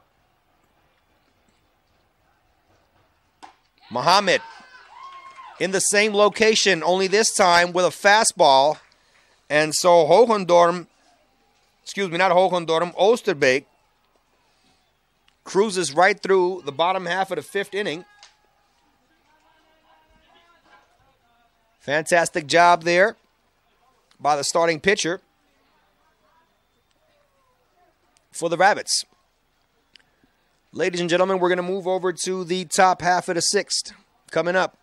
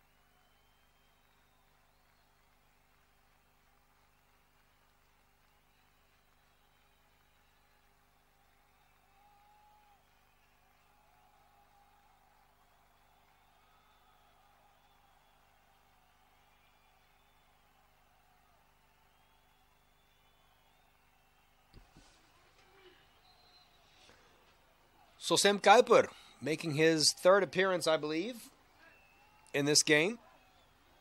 Receives some words of wisdom from the dugouts. Keep your head in the game. We're not there yet. 66-mile-an-hour curveball.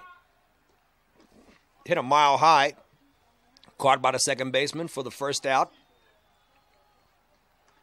So 1 pitch, 1 out is how we start the top half of the 6th. Matis Krauel, the shortstop. Jersey number 12. Matis Krauel, another kid from a baseball family. His family also responsible for setting up the play ball clinics,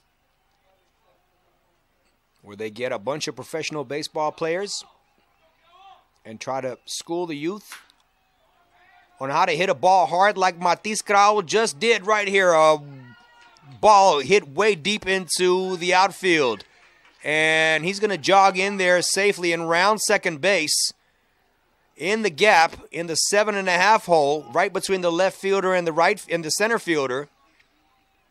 It was a 72-mile-an-hour fastball, and Matisse Krau was all over it. Stand-up double.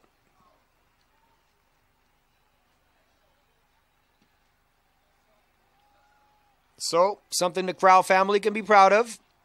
Good, solid contact there by their young prospect. So he put himself in scoring position with 1 out. And Van het Klooster digs in. Looking to drive in the 6th run in scoring position at second base to extend that lead. Very hittable pitch.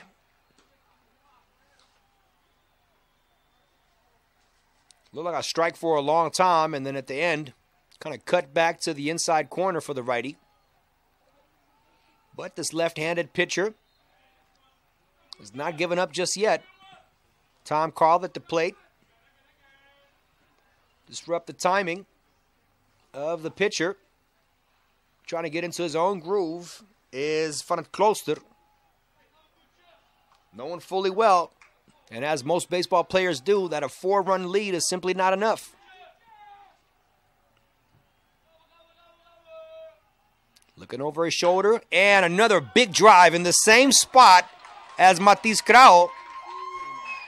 And that's going to drive in the runner from second base, and another stand-up double, rounded and well for Van het Klooster. So the Rabbits all over Rotterdam pitching 2 times in a row. Big drives to the 7.5 hole. Back to back.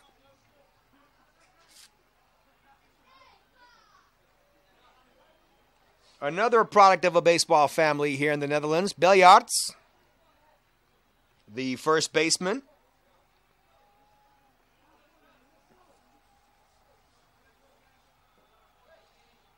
Beljarts played 15 games, 51 plate appearances. First pitch missed up and away. Beljarts scored 12 times this season. He's got 13 hits. Doesn't have any. He's got 11 singles, guys, and 2 doubles.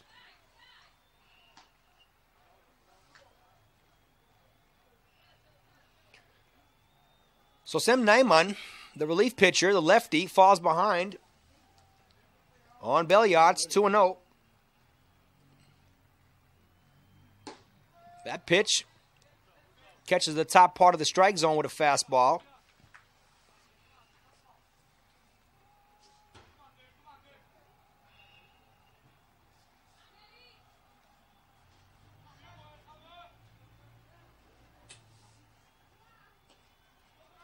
And thrown in the dirt, trying to advance. Did he get him on a foot? They're going to call him out. That might be true. Very tough to see from over here. But another very wonderful action there. A little bit of a wild pitch there by Sam Nijman. Salazar Mata tried to keep that ball in front of him. Couldn't really do it. Spinned around, picked the ball up with his bare hand and made an accurate throw to the third baseman, who I believe tagged him on the foot. Obviously, no chance for a replay here, but I think the field umpire might have got that call right. Here's another ball hit to the same third baseman, who this time around rounds the field play, gets behind the ball, gets his momentum to first base, and throws him out accurately. Either way, the 2 stand-up doubles back-to-back see to it that the Rabbits score the 6th run in this Academy Final junior level. We're going to play 9 innings, guys. No time limit. Why should we? The sun is shining.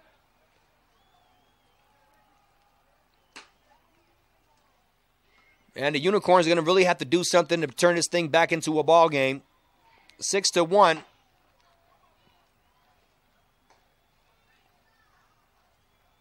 in favor of the Rabbits. And the Rabbits, of course, have a way bigger bench than the Unicorns do. The Unicorns really only have 11 players. They still have another lefty pitcher in the bullpen, Brandon Herbold. But the Rabbits, of course, have a total of somewhere in the range of 15 players that they can choose from.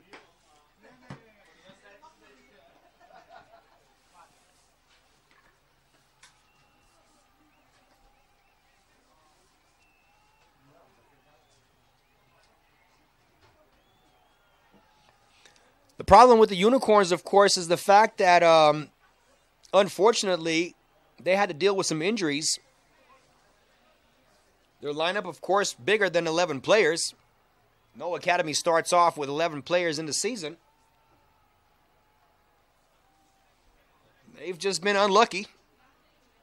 And they haven't managed to keep everybody healthy in their rotation and in their dugout. Jordley Fransen, he's out. Twisted his knee in spring training. Valuable player as well for the Unicorns.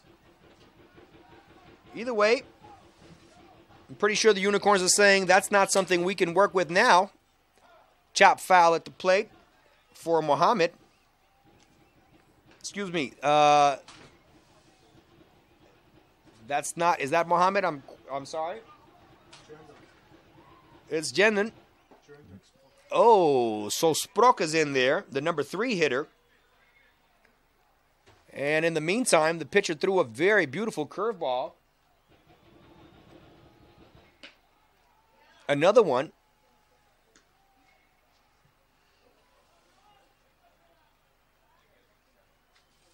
So what can I say? The combination, as I mentioned before, of the fastball around 80 miles an hour, this changeup 70 miles an hour, over to the second baseman who can't get it out of his glove.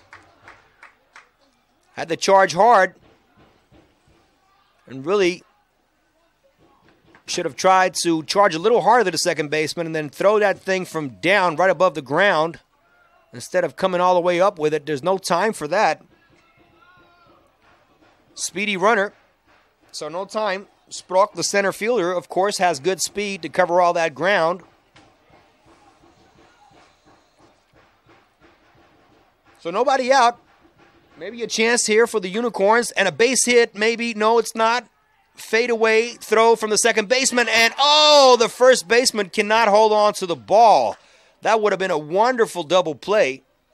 The second baseman, Van Zegelen, reached out on his forehand side, twisted and turned, faded away, and threw a strike over to the shortstop, Matthijs Krauw.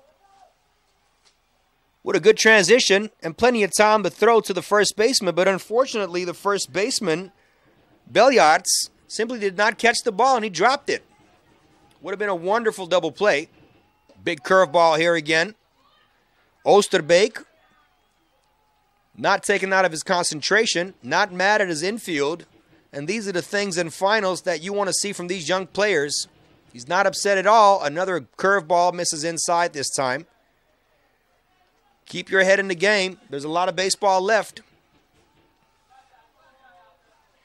So the Rabbits appear to be in total control of this game so far.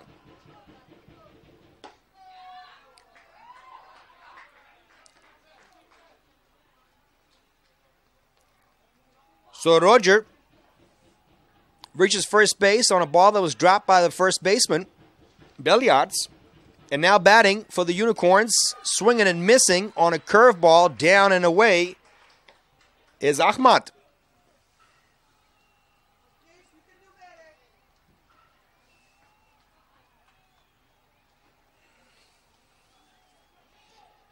Chris Groenemans, nice little remark to make about this young kid here who loves this game of baseball as much as he does. Big drive into the 7.5 hole. No outfielder will get there. And this, with 2 outs, should be able to score the runner all the way. The ball is not cut well by the shortstop. It bounces off his glove, and Rotterdam gets the second run safely across home plate. Big drive there by Groenemans. I was about to say this kid drives 120 kilometers every day to make it to practice. And then, of course, another 120 kilometers back to his home place where he lives. You got to really love this sport. And it's paying off so far. We want to thank his mother for driving him around, or his father, whoever drives this kid around. Yeah. He's safely positioned at second base, otherwise known as scoring position. The DH, Mac Myers, looking to drive him in. Fastball in there for a strike. So Mac Myers, the designated hitter, 1 ball, 1 strike, 2 down. This pitch just a bit in. Shook him off the plate. That's going to open the outside corner for that tremendous curveball.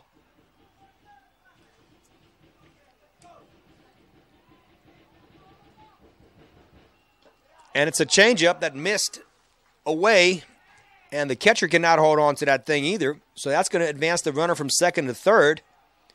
He was already in scoring position, but of course at this age group, sometimes these pitchers get a little wild, especially on a cold, chilly day like this. Yes, sometimes the sun breaks through, but it's definitely a chilly morning here in Amsterdam. So Groenemans at third base with 2 outs. Mac Myers draws a walk. So Rotterdam right back in this thing.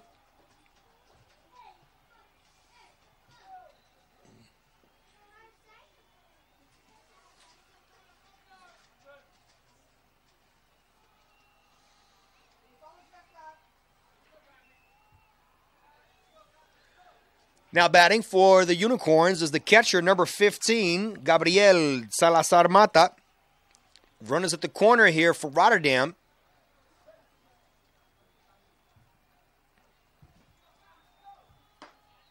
Fastball taken just a bit up. Good eye there by Salazar Mata. Trying to stay patient. Trying to force that pitcher with a fastball. There goes no runner from first base. Whatever that did seemed to have distracted the pitcher just a little bit as he released that pitch just a little early and missed inside. 2 balls and no strikes here on Salazar Mata. Another one, so 3-0 here now. And trailing about 4 runs, you might just want to take this pitch, see if you can load him up.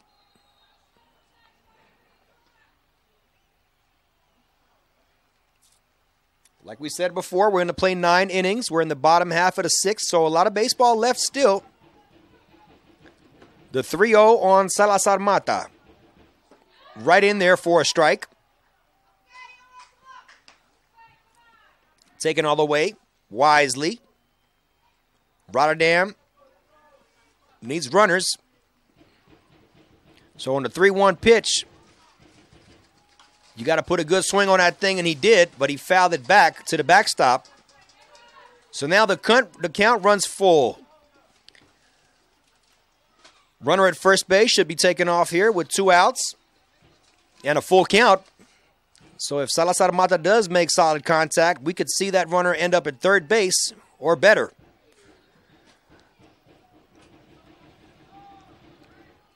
And a pitch. Hit for a base hit in the 5-hole. And there's the runner from first base ending up at third. So Salazar Mata with a very important hit there, an RBI.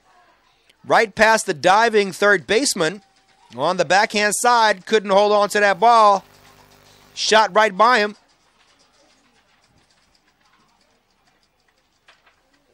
And so Rotterdam very pleased with this result here in the bottom half of the 6th inning as they get 2 more runs. And now one of the coaches for the Rabbits is going to ask for a timeout, talk to his starter, who's so far done a fantastic job. Only gave up 1 run in 5 innings, and then in the 6th inning, gave up 2 more. You're still leading by 3 runs. And it appears that the coach has not made the decision to go to the bullpen just yet, just trying to calm his starter down here. 2 outs, runners at the corner. The game is slowly but surely developing into something more and more interesting here, ladies and gentlemen. And he's not decided to take him off the mound. Still has a lot of faith in his ace.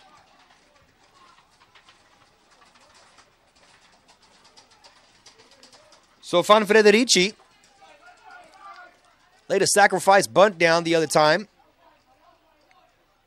Very speedy guy. Plays right field for Rotterdam. Salazar Mata, not the fastest kid on the block. Very decent lead at first base. Fastball misses inside. Ball 1. So 2 outs, runners at the corner. The score 6-3. And a ball and a number 9 hitter for Rotterdam, Van Frederici. 73-mile-an-hour fastball in the bottom half of the zone for a strike. 1 ball, 1 strike on Van Frederici.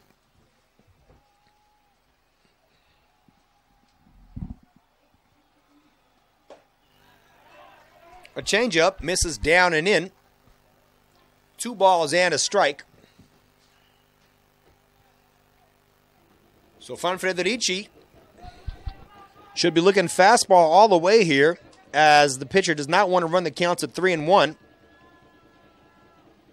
And the fastball, indeed thrown, but thrown for a ball, way up in the zone. 75 miles an hour, misses. And so the pitcher, fully aware of the fact that he cannot throw another ball here to load him up, to bring it to the leadoff guy for Rotterdam, and their best hitter, Amarencio Franca, who's on deck. And a fastball hit very deep into center field, but camping underneath that one is a center fielder who'll haul it in with 2 hands.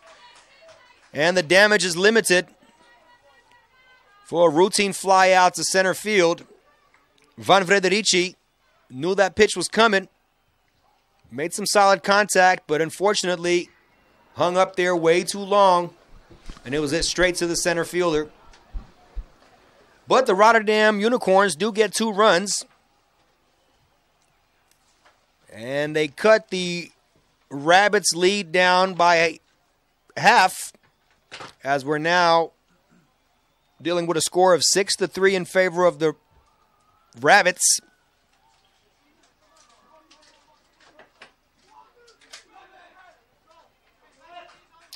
Now the Rabbits, of course, as I mentioned before, have a way bigger bench, more kids to choose from. It's tough to make out the bullpen from over here. But we're moving along to the top half of the 7th inning, and you would expect their starting pitcher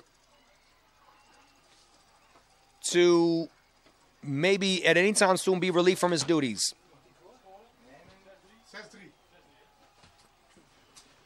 And as one of the coaches for the Rabbits walked over to the scorer's booth, we thought perhaps maybe he would announce another pitcher in the bottom half of the 7th, but not yet. So the Rabbits stick to their guns. So far, so good. Oosterbeek still leads this game, 6-3.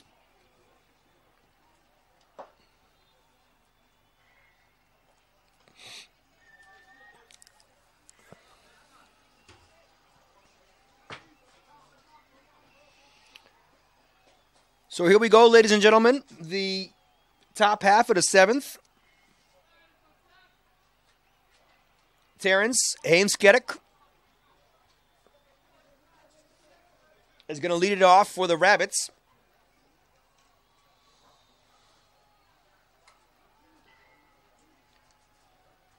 Terrence Heemskerk, very capable hitter. He's got 16 hits in the regular season. Fastball in the corner away for strike one. Sam Nijman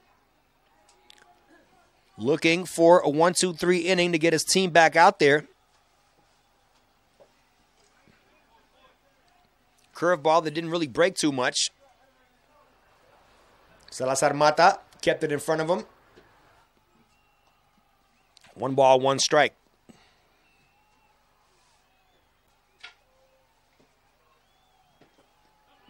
Another 60-mile-an-hour curveball. And these are the curveballs that don't start off being a strike and don't end up being a strike, so nobody's biting on that pitch. Now he's got to come back with a fastball, which he does at 71 miles an hour for a strike. So the count tied at 2 apiece.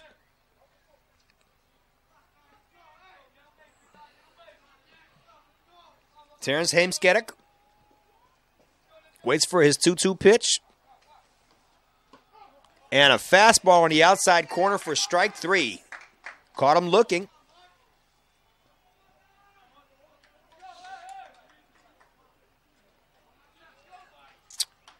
So unfortunately, Terrence strikes out.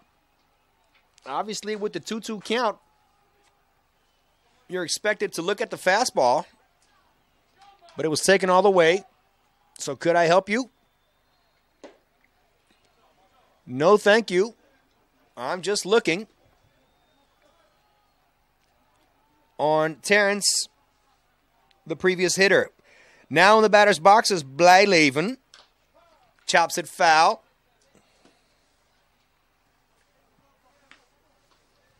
So quickly the count, 1 ball, 1 strike on Blijleven. Nijman with a pretty decent pace of work. Lefty-lefty matchup. 68-mile-an-hour pitch in on the hands. Matt Blijleven out in front of that one just a little bit. Hits a foul ball down the right field line. So the pitcher jumps out in front, 1 ball and 2 strikes. Try to give him a fastball up and away in the zone. Quick check with the hands there by Matt Blijleven, but he didn't bite. Call the ball. So 2-2 on Matt Blijleven. And a little excuse me swing. Hit off the inside part of the bat and popped up. The catcher, Salazar Mata, gave it chase, but no chance to catch that thing. So the count remains 2-2 on Matt Blijleven.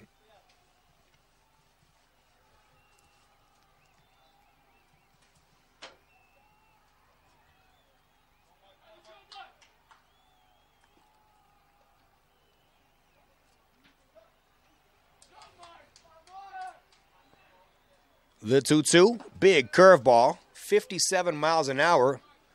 The lack of velocity should have brought that pitch back down, but it never did. So the count runs full on Matt Blijleven, who's facing Sam Nijman, the lefty. And so a fastball, little comebacker, dribbler to the pitcher. He'll pick it up with one hand and throw it with the other. 2 down.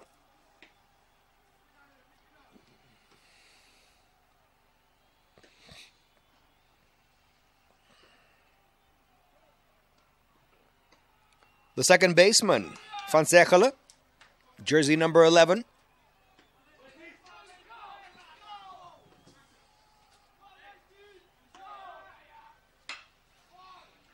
And that's going to be caught by the right fielder. And the quick inning, the 1-2-3 inning that Sam Nijman and his Rotterdam Unicorn kids were so much in need of is here. A quick good morning, good afternoon, and good night here in the top half of the 7th as we move to the bottom half of the 7th. The score, 6-3, still in favor of the Rabbits. And so Rotterdam looking to creep back into this game. And they've got 9 more outs to do it.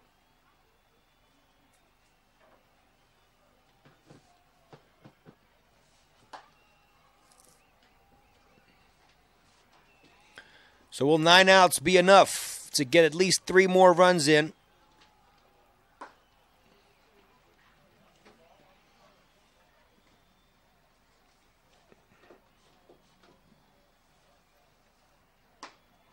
And we're still looking at Oosterbeek, the starting pitcher, who's throwing 65-mile-an-hour curveballs with some good movement on it as he's warming up, and that's a 75-mile-an-hour fastball, guys. Baseball players will tell you you can have approximately a 10-mile-an-hour difference between your curve and off-speed stuff in your fastball. That's enough to fool a hitter's timing. Obviously, if you can throw 90, it's that much better. But if you can throw 80 and throw a 65-mile-an-hour curveball, that can be very effective, as we can clearly see here in the form of Oosterbeek. Fastball smoked down the left field line. And this time Franca is going to dig in and reach second base quite easily. Pumping up his dugout, looking back at him, telling him, let's get going. This thing is not over yet.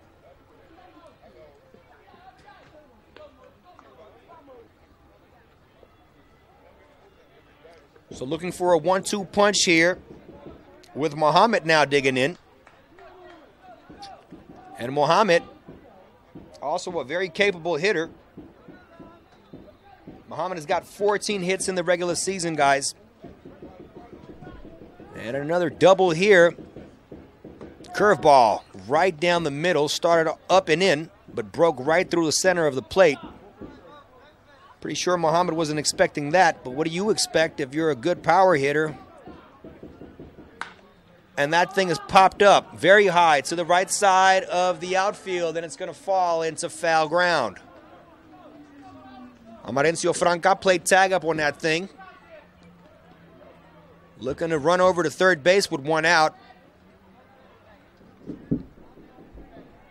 And in my opinion, Amarencio Franca is going to be a very important runner in this game. Because if they can get that 4th run in here in the 7th, that leadoff double, if they can cash that thing in, it's going to be a really interesting outcome here. Muhammad back in the box now. And a fastball, 76 miles an hour. Look more like a routine 4-seamer up in the zone. Probably would have been a ball, but Muhammad looked at it, wanted to put a good stroke on that thing. 0-2 the count. Another fastball. He tried to climb the ladder on him this time. But Muhammad wasn't biting. Kept his head in the game. But that fastball up in the zone is now going to give the curveball a big chance. But nice backhand grab there by the third baseman, who's going to make a long throw off target, I believe. And he's off the bag. Yes, he was. Also, another very incredible situation here by Amarencio Franca, who decided to take off from second base to third base on a ball hit in front of him. Not a very common thing you would teach a young baseball player, but then again, he's 14 years old. And he saw that third baseman make a drop step on his backhand side and a very long throw over to first base. So reading it all the way and taking off as soon as he thought that he could go, got him to third base safely. So now the runners are at the corner with nobody out, and a real good chance here for Rotterdam to really get back into this game. 76-mile-an-hour fastball that never was a strike until he swung at it. Very unfortunate decision to take there, because the pressure is definitely also back on the Rabbits right now with the runners at the corner and nobody out. Now that ball appeared to be a changeup, kept in front by the catcher, but not handled all the way cleanly, so the ball was loose, and that saw to it that the runner from first base made it over to second base, so no more force outs at second base, and now 2 runners in scoring position. Ladies and gentlemen, now we're going to have a ball game. Curveball, poor swing, 63 miles an hour. And so Sprock really needs to see to it that he stays disciplined at the plate, because right now he's only swung at balls. 1 ball, 2 strikes on Sprock, the center fielder for Rotterdam. A fastball hit on very late, and he fouled it off to the right-hand side of the infield. He does, however, stay alive, so the count remains 1 ball and 2 strikes. Sprock, the center fielder, very good speed, number 3 hitter in the lineup. Put a good swing on that thing the other time around. If he can do that again, he could drive in 2, and that would bring the score within 1. Still in favor of the Rabbits. The 1-2 pitch on its way. Curveball smoked into left field. That's going to drive in at least 1 if it's not caught. It's not caught, and the runner from second base played halfway. They're going to drive in 2 with that big swing. A stand-up double by Sprock. And as predicted, this game is far from over, ladies and gentlemen. Sprock, the center fielder, on a hanging curveball that he crushed into left field, right over the head of the left fielder. Amarencio Franca was the runner at third base, wisely played tag up, made sure that that thing was not caught. Ran over to to home plate. And the runner at second base played halfway. Thought to himself, if you drop that thing, son, I'm also scoring, and that's what he did. So 2 runners score, and now for the second time around, the Rabbits coach is out, looking to make a pitching change. Oosterbeek held on for 6 full innings, but they got to take him out now. And we're going to try to find out exactly who this left-handed pitcher will be.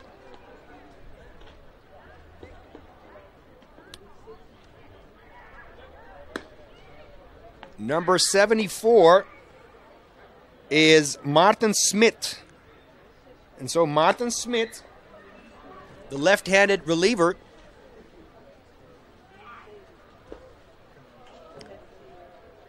looking to stop the bleeding here.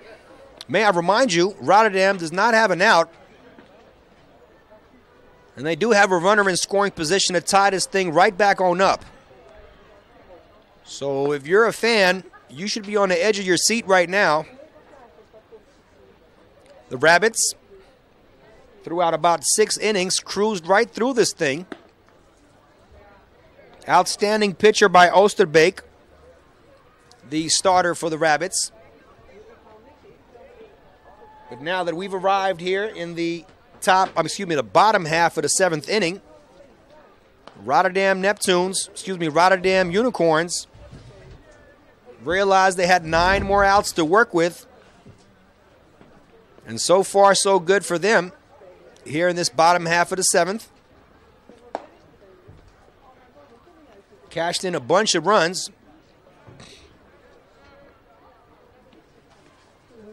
And the Rabbits are not out of the woods just yet. They still have a runner in scoring position to deal with.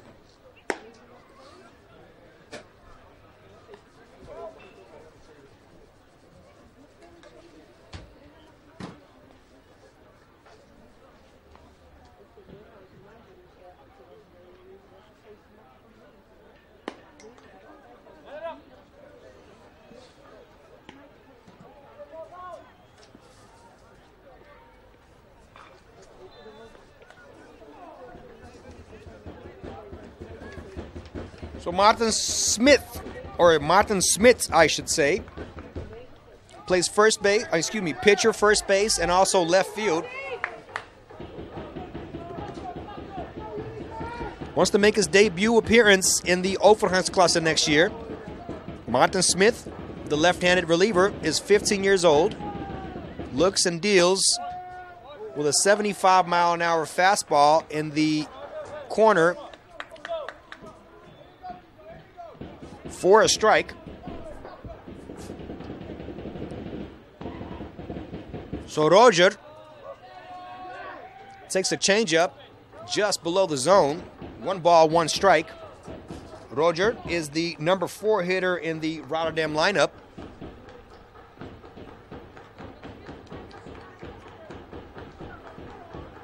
War rhythms being played now as beats are being hit in the dugouts. 73 miles an hour. Catcher checks the swing of Roger, but Roger did not go around, says home plate umpire. And so therefore, the pitcher falls behind 2 balls and a strike. And that ball misses down and away at 77 miles an hour. So staying in the zone is Roger, the first baseman for Rotterdam. Wise decision, because even though the Rabbits are still leading by 1 run, the pressure is definitely on them. And a fastball at 70 miles an hour on the inside corner for a strike makes the count all the way full. So ladies and gentlemen, pressure on here with the payoff pitch. An open base, of course, at first. And that's where he'll go. Pretty sure he tried to stay on the outside part of the plate there and not serve him anything right through the middle with the runner in scoring position and an open base at first. Either way, nobody out. And stepping in the batter's box is Ahmad, the number 5 hitter. Obviously, Rotterdam can choose to lay the bunt down here, so the third baseman is playing the wheelhouse with an open fielding position towards first base. And with nobody out, they're going to try to stay out of the double play. And the first pitch is a 67-mile-an-hour changeup, I believe. Taken for a ball. Signs being given by the third base coach here, ladies and gentlemen. Very exciting baseball games here with runners on first and second. Corners are playing in, looking for the potential bunt. And that ball misses up and away. So the pitcher seems to be phased a little bit with number 21 squaring around to bunt. Ahmad, the number 5 hitter, knows fully well that he's got to be part of this team and lay that bunt down effectively. And this pitch is called a strike. It looked really low to me, in my opinion, but it was called a strike anyway. So Ahmad, with the 2-1 count, looking to lay the sack bunt down and move the runners over to second and third. And now he takes a big hack at this thing. 67-mile-an-hour fastball right down Broadway. Fouled it straight back. So the count now 2-2. Still nobody out. The bunt is off with 2 strikes. So now hopefully for Rotterdam, they can still move these runners over. And a fastball, actually never a strike to start with. And not a very productive out, obviously, for Ahmad, who should have laid the bunt down. Unfortunately for Rotterdam, he strikes out. So he'll pass the baton to Groenemans. Groenemans is the left fielder who fouls the first pitch off to the right side, pops it up. Strike 1. So Rotterdam really need to move these runners over with less than 2 outs and try to stay away from the force out situation. So Groenemans, the outfielder, takes a 75-mile-an-hour fastball in the bottom part of the strike zone. Definitely looked like a strike to me. 0-2 the count now on Groenemans. In the on-deck circle, the DH, Mac Myers. Oh, and a very nice pitch. And Groenemans looked back at the home plate umpire. Not quite sure why he did that. Looked like a really good pitch right there. So Rotterdam, with runners on first and second, can't seem to move these runners over. And this ball is going to shoot through, and that's going to do the job. Obviously now with 2 outs, the only thing that's going to really cash these guys in is either a passed ball or a base hit. Mac Myers, the DH, very capable hitter. Mac Myers has got 11 hits in the season so far.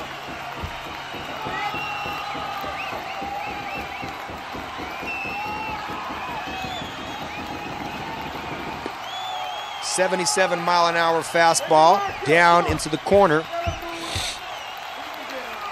Taken for a strike. 1 ball, 1 strike on Mac Myers.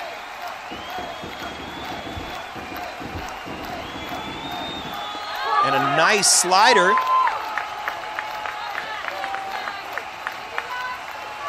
For a strike. Looked like a fastball for a good period of time. Up and away, and then slid back across the plate. And that pitch looked like another strike to me, but it's not. According to home plate umpire, it looked like a really good pitch. It looked like another slider there. Thrown at 67 miles an hour again. Almost looks like the same pitch, just a little bit lower, but I guess it missed the bottom part of the strike zone. So the count 2-2. And the fastball spiked in front of home plate, blocked by the catcher to keep that run from scoring at third base. So the count runs full here on the DH, Mac Myers. And with 1 swing of the bat, Rotterdam could jump out with the lead here. 2 outs, the runner from second base will take off. And that pitch is down. 78 miles an hour, good velocity for Martin Smith, only 15 years old. But he missed the zone. So that'll load the bases with 2 outs. Salazar Mata hit an RBI single in his last at bat. Can he do it again? Pitch, 77 miles an hour, taken for a ball, down and away. Gabriel trying to be selective, staying in his zone, looking for a fastball to hit. And this pitch at 76 miles an hour misses on the other side of home plate. 2-0. Emotions are running high here, ladies and gentlemen. Crowds and cheers from the stands of those spectators that were allowed to come over to the ballpark.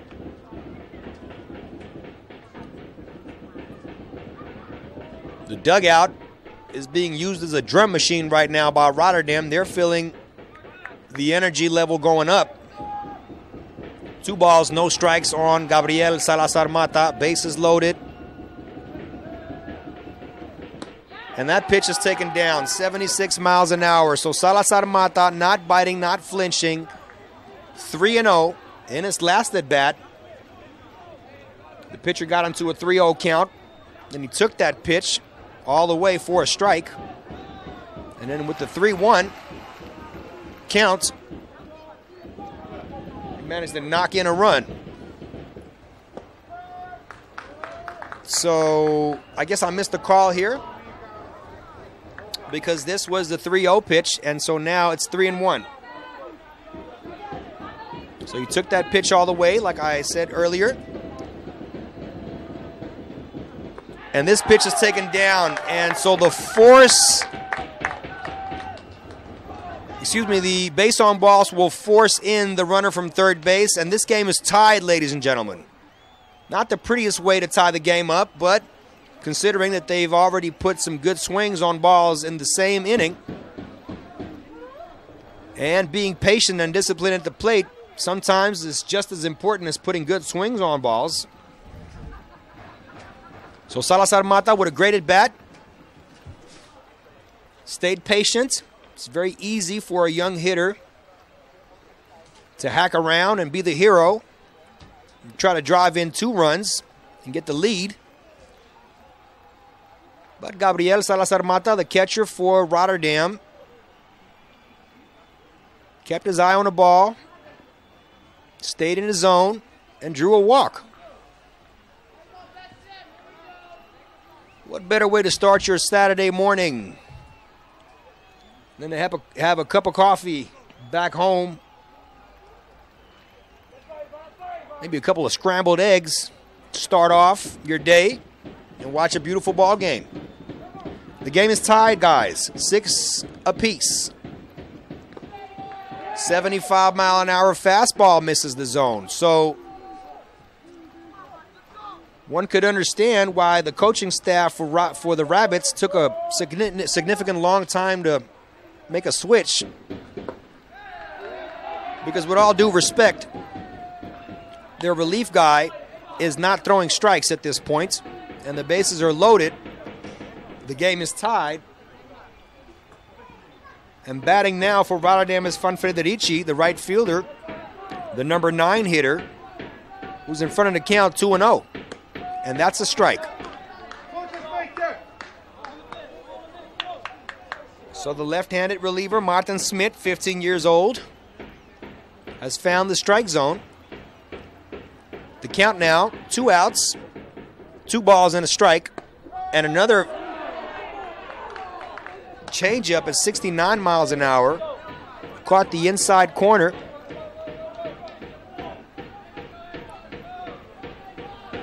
Two and two, 2 outs. Van Frederici takes another pitch, and that looks like a strike. He strikes out looking. That is really unfortunate with the bases loaded, but Rotterdam right back in this thing. 6-6 is just as good as nothing to nothing. And we're probably going to have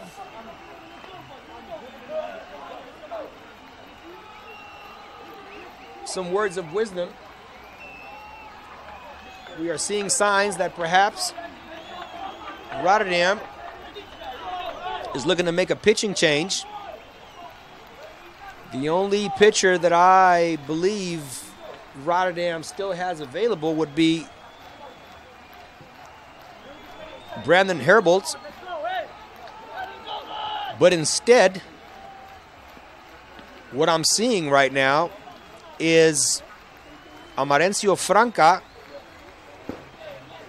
on the mound. Amarencio Franca, of course, by trade, a shortstop, was throwing 70 miles an hour. Oh, okay, they're geeking us. They're fooling with us. I was about to say, he's got a great arm. Has definitely pitched when he was younger. Was throwing 70 miles an hour at the age of 12.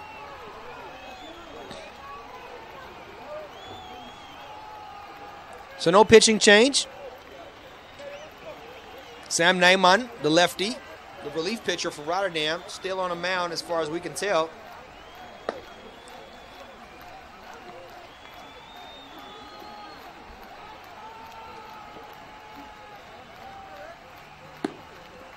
We got a good one, ladies and gentlemen. Tied at 6 apiece. Moving over to the top half of the 8th inning. What team will be able to call themselves champions of the academy level in the junior division this year in 2020? As mentioned before, none of these kids are, of course, playing to their full potential. What baseball player really is at this weird 2020 season that we're dealing with. Corona brought so much drama and mayhem to the world. Nevertheless, we're so pleased to be here at the ballpark in Amsterdam, watching these youngsters do what they love most, which is play baseball. And so Miguel or Miguel Willem. Hails from Aruba originally. Left-handed hitter, right-handed thrower.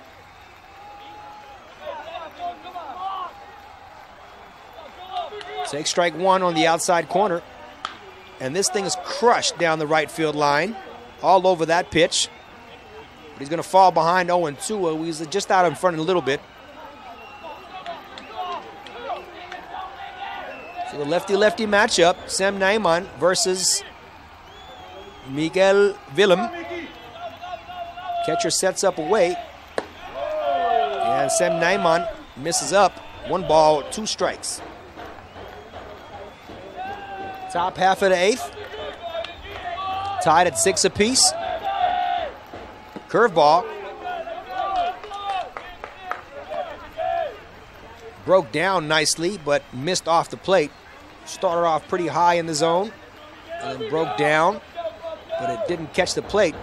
So 2-2 the count on Willem. And here's a ground ball right to where the shortstop is not playing. Kept his hands in nicely and rolled it over to a spot where they ain't. And that's what they teach you. You got to hit it where they ain't.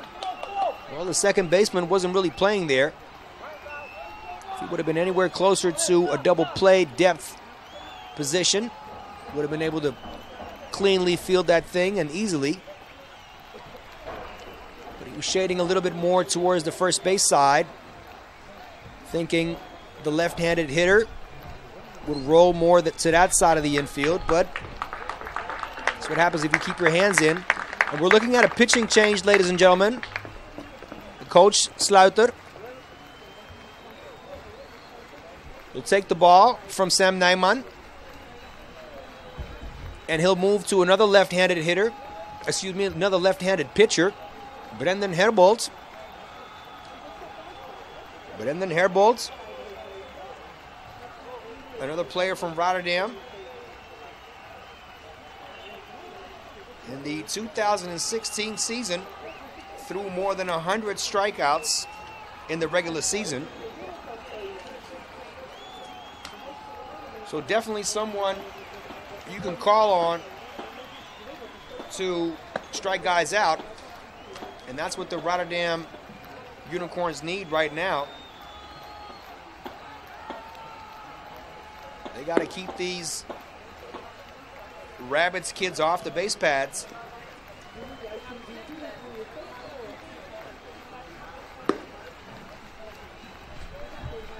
Give you some info on the velo of Brandon Herbold. 70 miles an hour, look like a changeup right there. I'm pretty sure he can throw a little harder than that.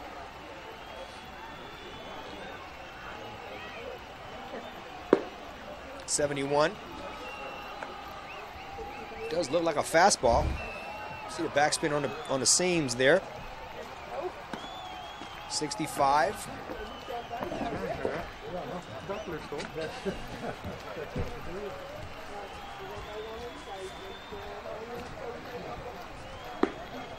.76. So Brandon Herbold came up through the Neptune's pupil level.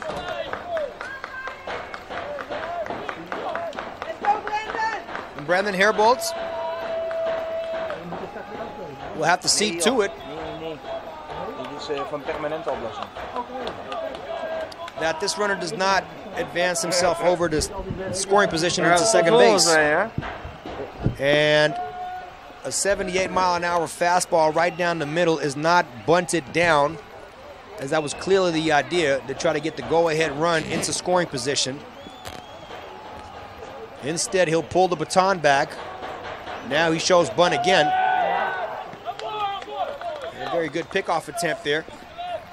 I was almost wondering why the first baseman wasn't creeping in on that bunt attempt right there, but they decided to go for a pickoff to keep that runner short at first base. Clearly showing bunt here, the sack bunt in effect, trying to move the runner over to scoring position. And this bunt is popped up. The third baseman will grab it and throw him out at first.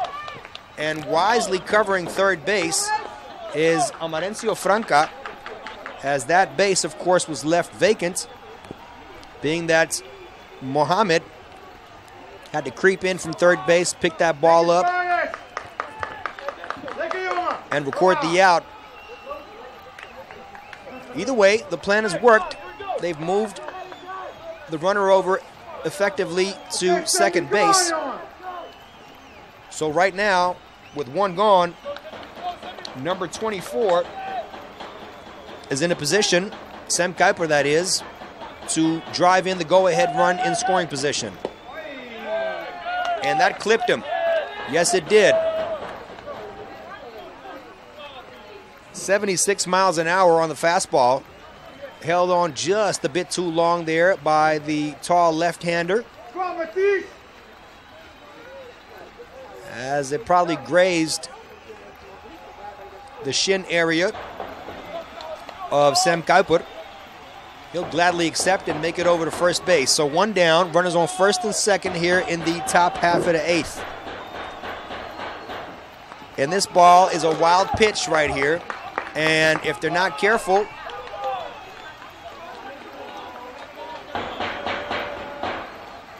then I was going to say that runner from third base might make it all the way over to home plate, as Brandon Haribold looked in awe at his own wild pitch and almost forgot to cover home plate.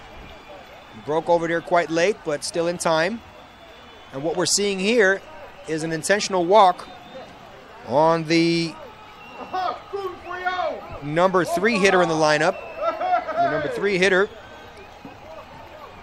I believe number 15. I believe what they did is they put in a pinch runner, a pinch hitter, I should say, number 15. We're going to try to figure out who number 15 was that made it over to first base on the intentional walk. Or perhaps it was Kraul, the regular number 3 hitter. I'm not sure. Looked like a different jersey number there. Either way, bases loaded, one down. And serious problems here for Rotterdam. Fastball right in there for a strike. Brandon Haribold not fazed with any of the issues that they've faced already. Stays in the zone, keeps his head cool.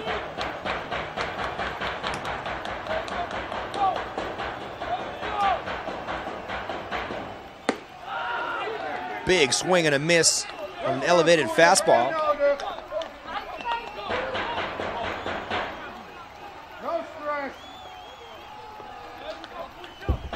So Matthijs Kraul was indeed the intentional walk over to first base. I believe we had the jersey numbers written down incorrectly. Either way, the number 4 hitter almost got hit in the head there. Long stare back to the mound by Van Klooster, the number 4 cleanup hitter in the Rabbits lineup.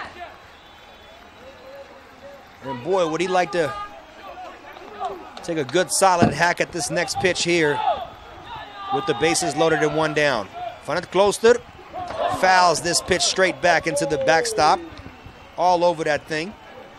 I think Brandon Haribold got away with one right there, an elevated fastball. Good velocity though. 76 miles an hour. So the count, 1 ball and 2 strikes and 1 out.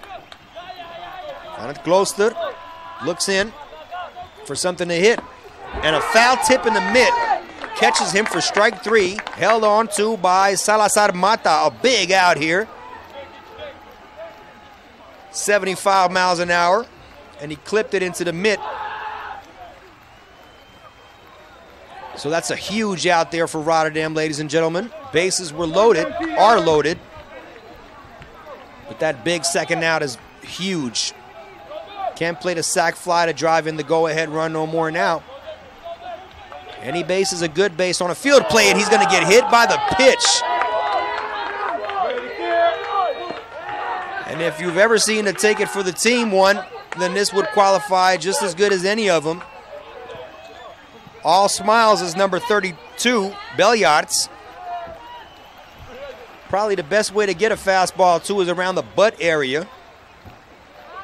And he'll gladly accept that thing. Little chest pump there with his first base coach. Brandon Herbold just holds on to that baseball at times a little bit too long and then jerks the pitch to the right-handed hitters. So the lead now in favor of the Rabbits. Terrence Heemskerk steps into the batter's box, the left-handed hitter with the bases loaded. And almost like a protective swing there on a fastball on the outside corner. Not your typical first swing that you would take on your first fastball. Either way, he fouls it off. 0-1. And a curveball at 64 miles an hour catches the outside corner. The lefty-lefty matchup. I think that's what Brandon Herbold should do right here, is try to stay away on him. Anything from allowing this hitter to pull the ball to the right side. But instead, Amarencio with a nice grab. Oh, they got him at second base on the force out, ladies and gentlemen. A diving fielding stop by Amarencio Franca, who played it off a one bounce on the forehand play, turned his body around, threw over to the second baseman who covered second base, and they got the force out at second base. Wow. Fantastic play there by Amarencio Franca. And in all honesty, I'm not sure whether he did or he did not get that guy at second base, who dove in there head first. Might have gotten his hand on the bag in time. Can't tell you. Way too far for me to see. No replay chances here. But what a fantastic stop there by the 14-year-old shortstop, Amarencio Franca, to not only keep that ball in the infield and prevent the other runner from second base to score, as they immediately took off with 2 outs. No reason to stick around and look at the ball. But also get the force out at second base. Great defensive highlight here. One of the best plays we've seen so far in the game. And so the game still tied, not tied anymore, of course, because of that hit by the pitch that pulled in the go-ahead run for the Rabbits, but it could have been way worse for Rotterdam if that ball wasn't kept in the infield. So we're going to move to the bottom half of the 8th inning. And I'll say again, the Rotterdam Unicorns are trailing by a run. The score is 7-6. Still on a mound for the Rabbits is the lefty relief pitcher, number 74, Martin Smit. Martin Smit faced some difficulties in the previous inning. And for some reason in baseball, this happens a lot. The guy that records the last out is the leadoff hitter in the next inning. That seems to happen a lot in baseball. I'd like to have a statistic on that. See how much that happens. Either way, Amarencio Franca, the guy that made the wonderful grab at the shortstop position, takes a fastball, which looked off the plate in my opinion. I'm right behind home plate, but it's called the strike anyway. Not very weird to not take a swing at that thing.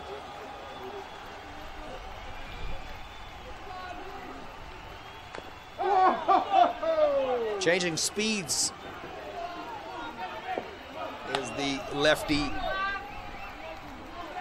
thrower Martin Smits, and it kind of like fooled Amarencio Franca. 0-2 behind an account now. Time called as that ball behind home plate is recovered by the guy in the on-deck circle. Muhammad, the third baseman, who's on deck. And a changeup. Got him, and he tagged him as well. So that'll record the first out of the bottom half of the 8th inning. Amarencio fooled by that pitch.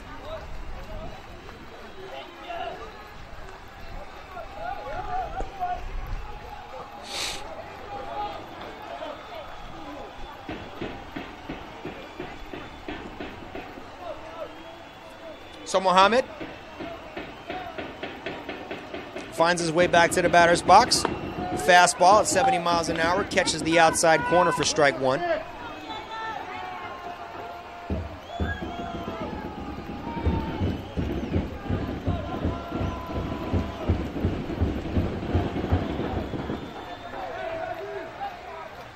Like a slider right there, 68 miles an hour.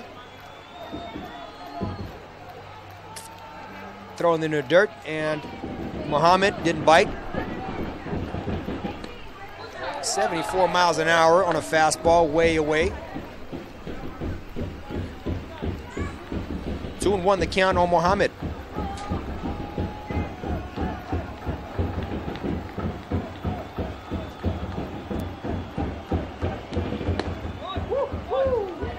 .75 miles an hour on a fastball, just off the plate. Didn't miss by much. Very similar to the pitch that was called a strike earlier, but this one definitely a little bit more off the plate. And that pitch is down in the dirt, not only off the plate. 73 miles an hour with that fastball, but Muhammad showing some plate discipline. Can't seem to get his shin protector off his body. Now he does. Just a little high five there from first base coach Shurti Tremus. Shurti Tremus, one of the coaches at the Unicorns. Also runs his own clinics. Has a great competition idea. And a ball that is looped into right field and off a one bouncer, picked up by the right fielder, who tries to get the force out at second base, but no chance. Muhammad was too fast, read that ball nicely, immediately took off and saw that that ball would fall in right shallow field. So a walk and a bloop single in right field sees to it that Rotterdam has the tying run in scoring position with one out.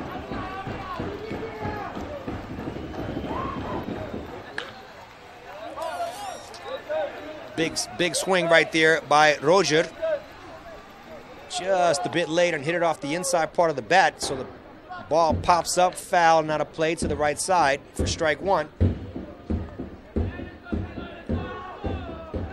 One down, the score still 7-6. Runners on first and second. Way off the plate. 1 ball, 1 strike on Roger.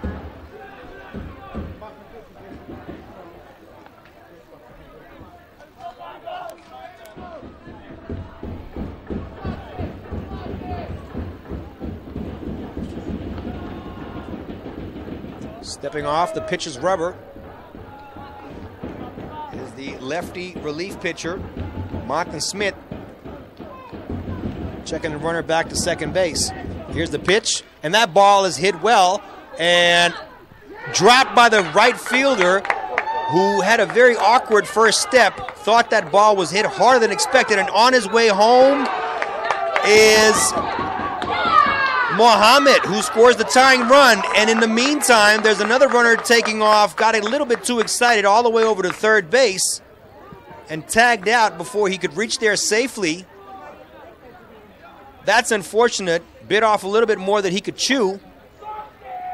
That is unfortunate for Rotterdam because they already had the runner in scoring position in second base. But he's tagged out. So either way, a very awkward read there by the right fielder, Van het Klooster, who stood in awe of that ball hit, thought it was hit a little bit harder than it really was. So he stood back for a little too long. And then all of a sudden realized he had to take a couple steps in to try to catch that thing. Couldn't do so anymore. Dropped it in front of him. And a good read with one out by Muhammad, who immediately took off and scored on that play. In case of a tie in the 9th, I'm here to inform you we're going to be playing with a tiebreaker rule, which will mean that we will start every inning off with the runner on first and second. nobody out. 72 miles an hour, misses away.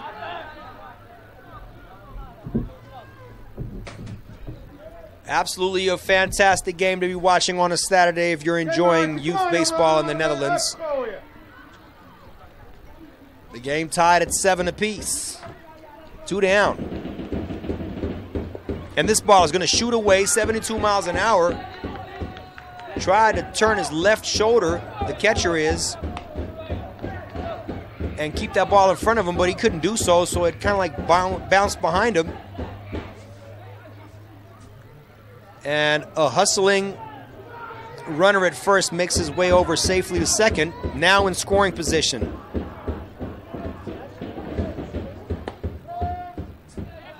A called strike.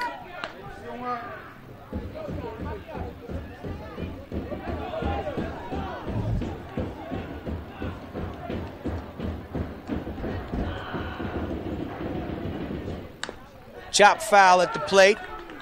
All over that one is number 21, Yahya Ahmad. And Yahya Ahmad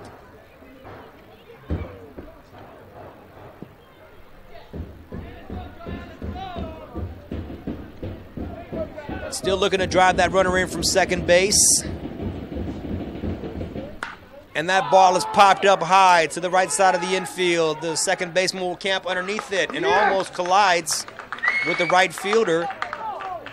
So we've seen some leather defense problems actually on both teams, but I think we've seen approximately 4 to 5 errors in this game so far. What do you expect? They're still young kids, and as mentioned, they're not fully into their routine, taking into consideration, of course, the Corona season that we're in. Nevertheless, things like calling for a pop-up is something that you really need to do, as that second baseman and the right fielder almost collided there as well. But picked up the last out as the pop-up was caught by the second baseman. But not before Rotterdam ties the game up at 7 apiece.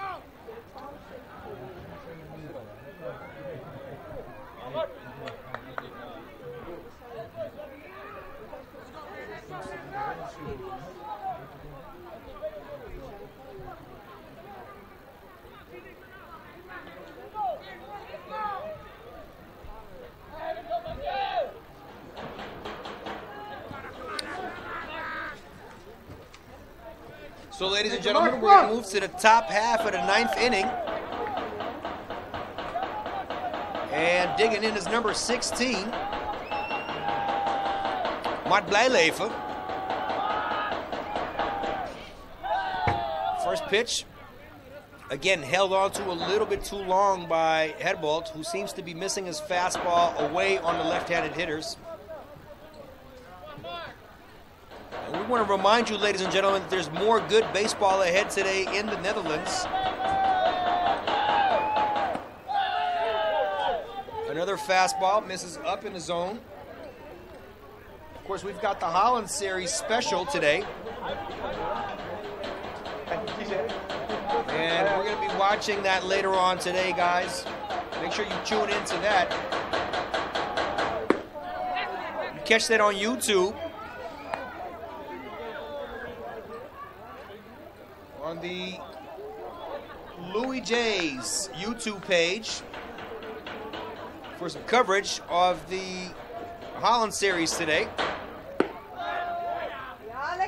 A 72-mile-an-hour fastball thrown by Brandon Herbold. Catches the outside corner for a strike.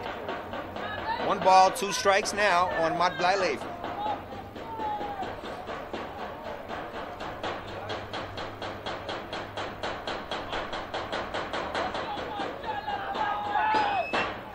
Curveball, clips him in the elbow. Matt Blijleven will gladly accept that thing, as he understands fully well that in the last inning to be played, unless we go to extras with the tiebreaker, he is going to represent the go-ahead run and potentially the winning run. Matt Blijleven at first base, got a steal earlier in the game. Not the fastest kid, but a good read will get you a long way, and a good jump definitely will too. 75-mile-an-hour fastball misses by Brandon up in the zone. Ball 1. Obviously, dealing with a left-handed thrower here, it's a little harder to take that proper lead and good jump. The Rabbits, any which way, want to see that runner into scoring position. So they've got the bunt sign on. And Van Zegelen, the second baseman, shows bunt. And that ball is chopped foul at the plate. So the bunt, you're always taught to hit it in the ground. Hit the ball at the top part of the ball. The top part of the baseball was bunted.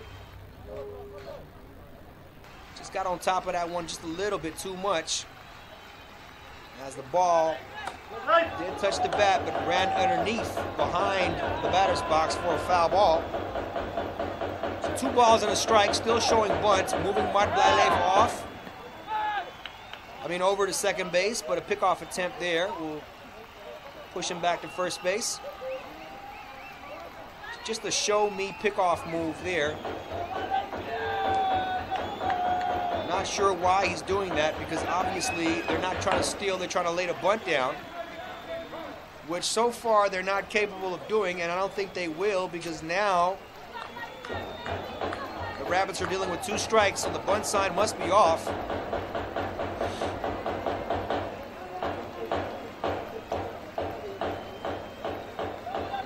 Check out your baseball culture on the link of Louis J's YouTube page. Also for the coverage of the World Series, of the Holland Series, I should say. Fastball misses up in the zone here on Van Echelen. Bunt sign is off. Signs being shown there by the third base coach. Over to Matt Blijleven at first base.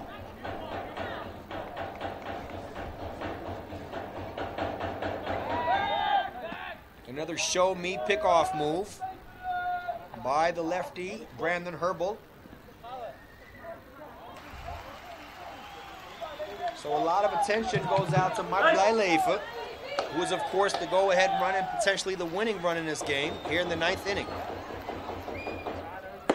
And that ball misses up in the zone, so a walk will push Matt Blijleven over to second base. And what better chance now to advance not 1 runner into scoring position, but perhaps 2.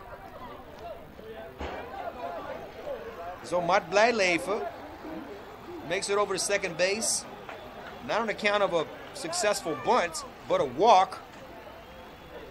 And so Willem, left-hander, very good bunter, will be showing bunt here as well, and takes a strike. I was about to say, that looked like a strike to me. Didn't lay the bunt down. Third baseman playing the wheelhouse. In on the grass almost.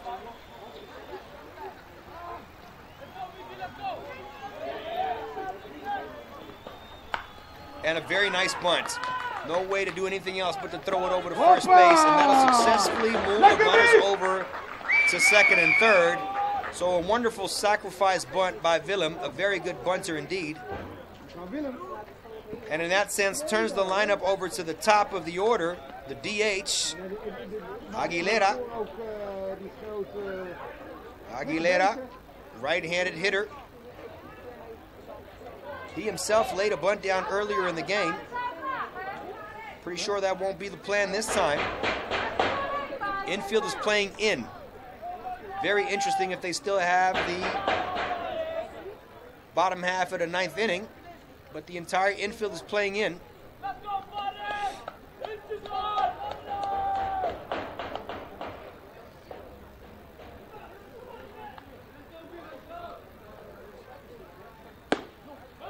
Fastball up in the zone, but not in the zone, out of the zone, according to the home plate umpire. So taken for a ball is the first pitch on Aguilera.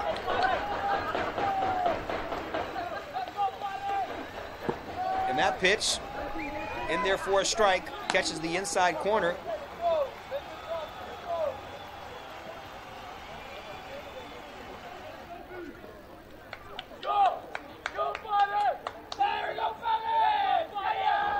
Curveball, very nice pitch. Looked like a strike. Yes, it was. Brandon Herbold has been throwing that curveball for years. He's been fooling hitters with it for a long period of time. Did so again successfully right now. The count, 1 ball and 2 strikes on the leadoff hitter for the Rabbits. A fastball in and off the plate. 2-2 the count now. Brandon Herbold needs to be careful that he doesn't hold on to that fastball too long. Looking for a big strikeout here. Fastball again misses. So the count runs full on the leadoff hitter, Aguilera.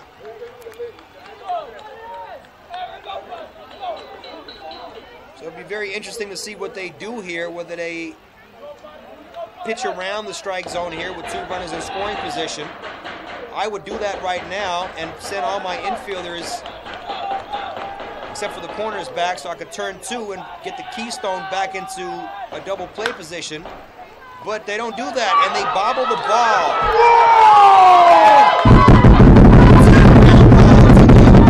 The third baseman, who played all the way in,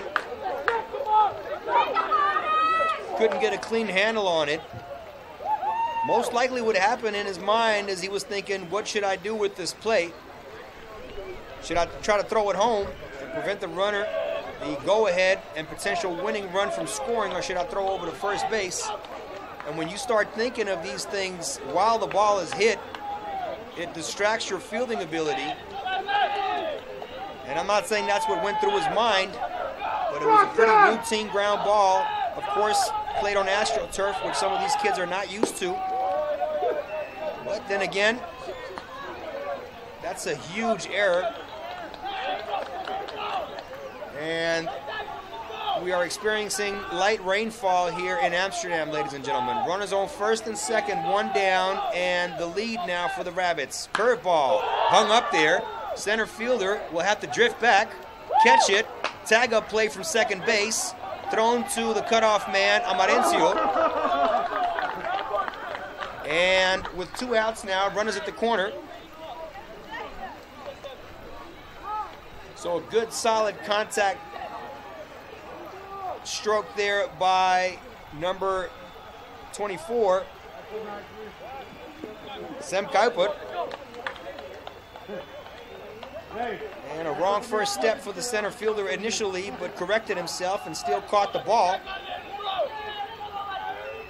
So the Rabbits, 1 run out in front. And now Matisse Krauw, the shortstop, looking to extend that lead. Fastball misses up and away in the zone. Runners at the corner.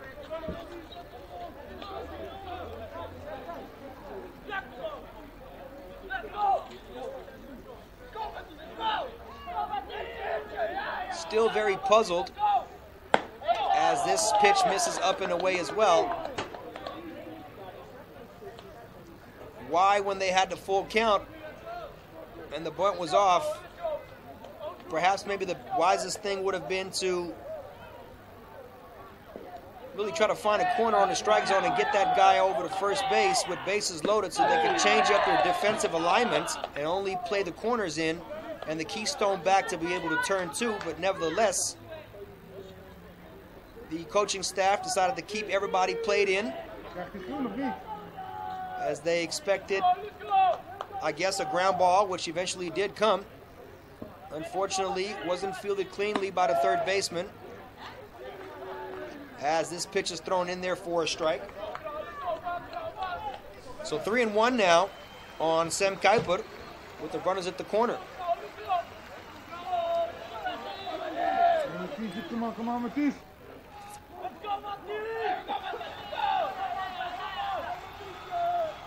And that ball is thrown straight into the backstop with no bounce. And that's going to drive in.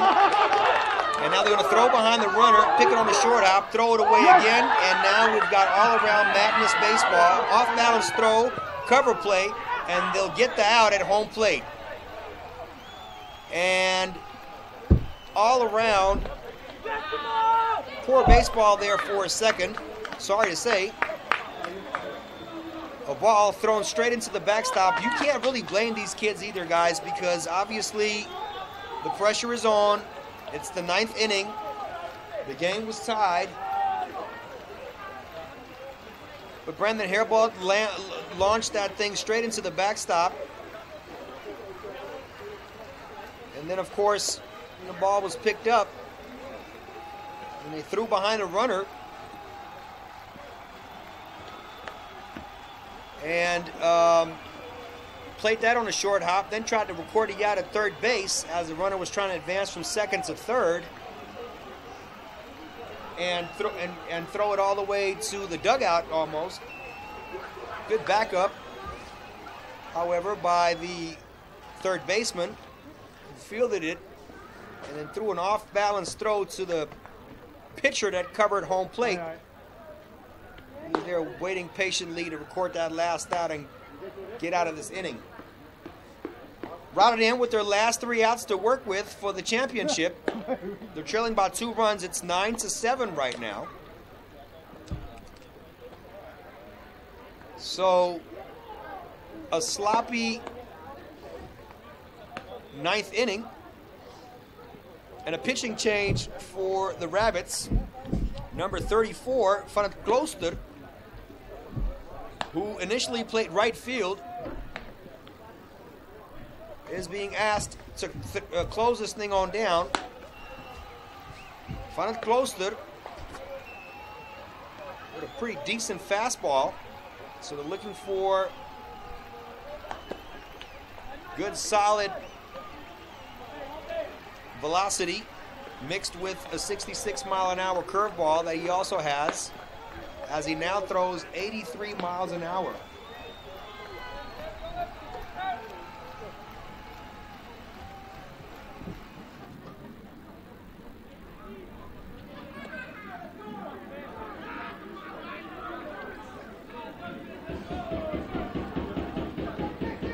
So a couple of defensive changes here. Jesper van Alem goes to left field. Mikael Willem plays center field right now. And Matt Blijleven goes to right field. And of course the right fielder initially was Van het Klooster, who's now pitching. And batting is Chris Groenemans, who's got an RBI in the game.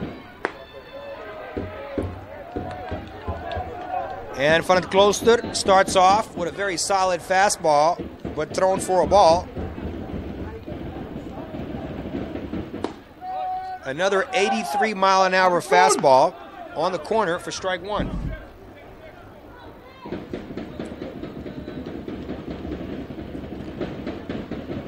The 1-1. 83 miles an hour right down the middle. Split the plate in half on that one. So Groenemans trying to get on base. And a curveball that missed at 68 miles an hour. Had about 2 feet of break to that thing. Incredible pitch. Might have been down when it reached home plate.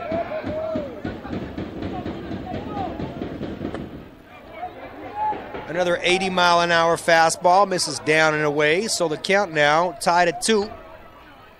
Excuse me, the count is full.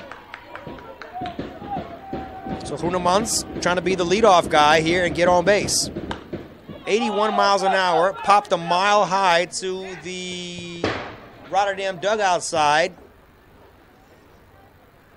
but it's out of play, and it lands on top of the dugout there. Good chase there by the catcher, who was right there. First baseman was there too.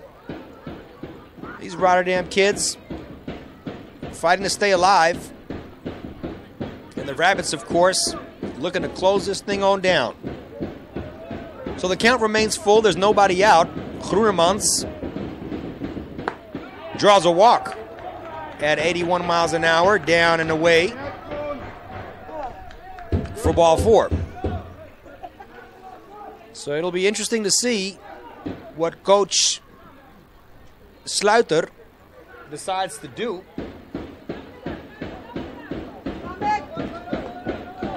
They want to obviously stay out of the double play. On the other hand, the runner at first base does not represent the tying run. The tying run is at the plate. Fastball, maybe a changeup, 75 miles an hour. If you can throw 83, that might have been the changeup, but it was definitely very solid velocity there.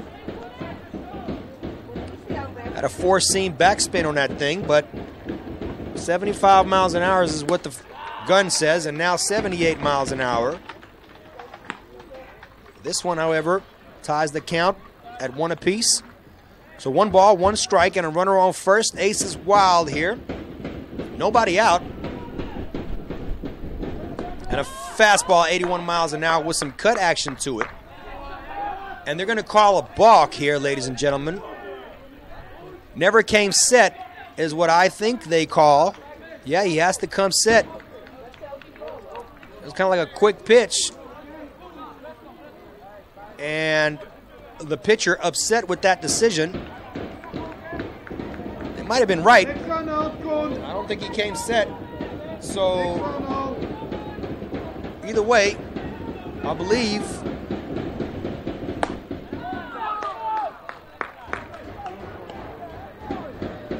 yes, the count is now 1-2, ladies and gentlemen, on a fastball that was thrown up and in on the hands.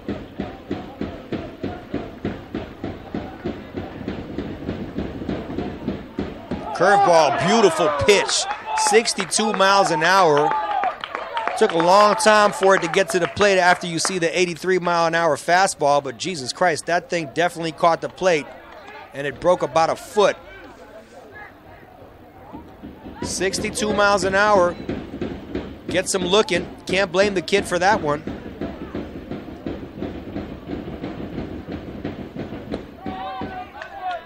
.81 miles an hour, fastball right down the middle.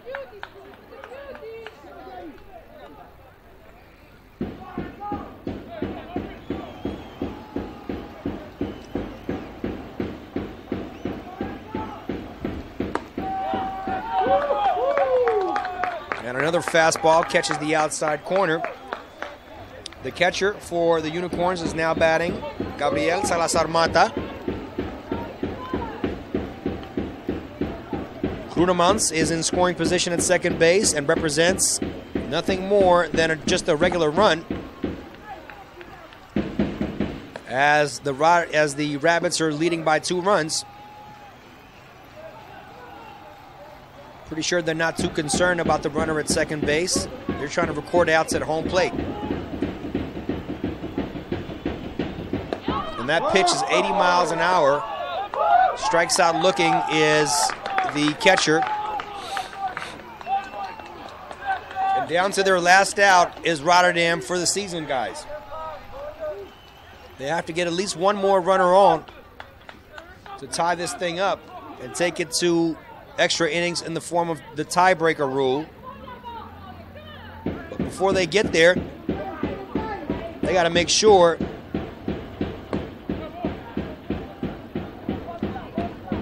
that number 22, the number 9 hitter in the lineup, Van Frederici, reaches first base any which way possible. Down to their last out is Rotterdam. 75 miles an hour on the outside corner. Call the strike. 1 ball, 1 strike. 2 gone here in the bottom half of the 9th.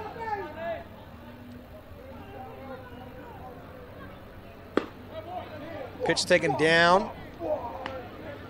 79 miles an hour.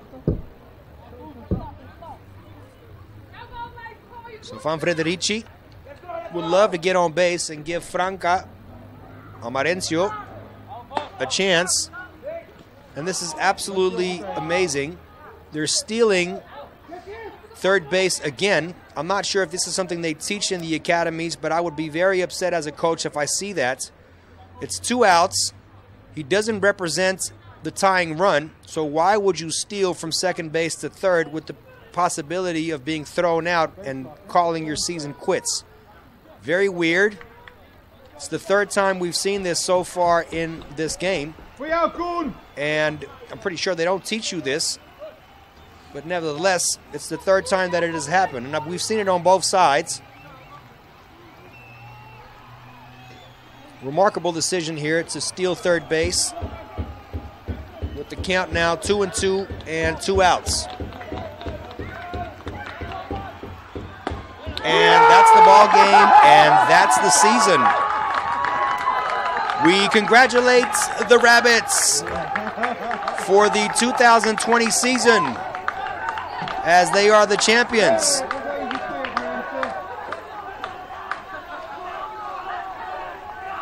May we remind you again that it was a weird season, and these kids have given all they have.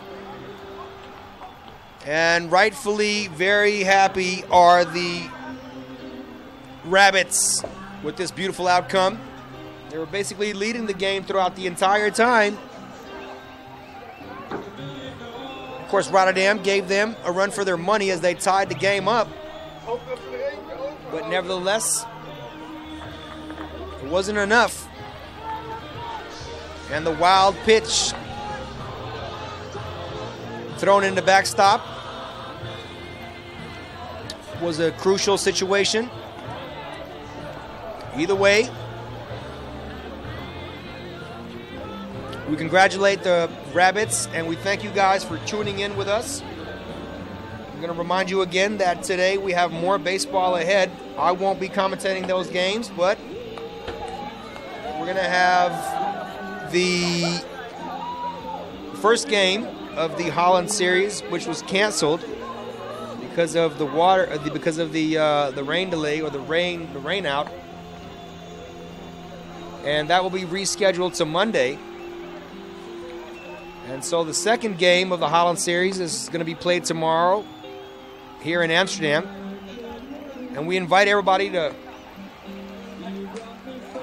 tune in live. I want to thank everybody for watching and listening to our broadcast. Make sure you check out the Holland Series special. Inside the Holland Series is the title. You can find it on Louis J's YouTube page. And check that out for more baseball culture. There's a link there. Click on that thing. And make sure you send us your comments, your thoughts. This has all been an improvisation to make sure that we broadcast something back home and have you guys enjoy some baseball, as you cannot make it to the ballpark. So we've done this with nothing but love. As the Rabbits are making selfies, rampant and raging. Congratulations to the Rabbits. My name is Victor Araya, and we want to thank you very much for tuning in, and have a very blessed Saturday.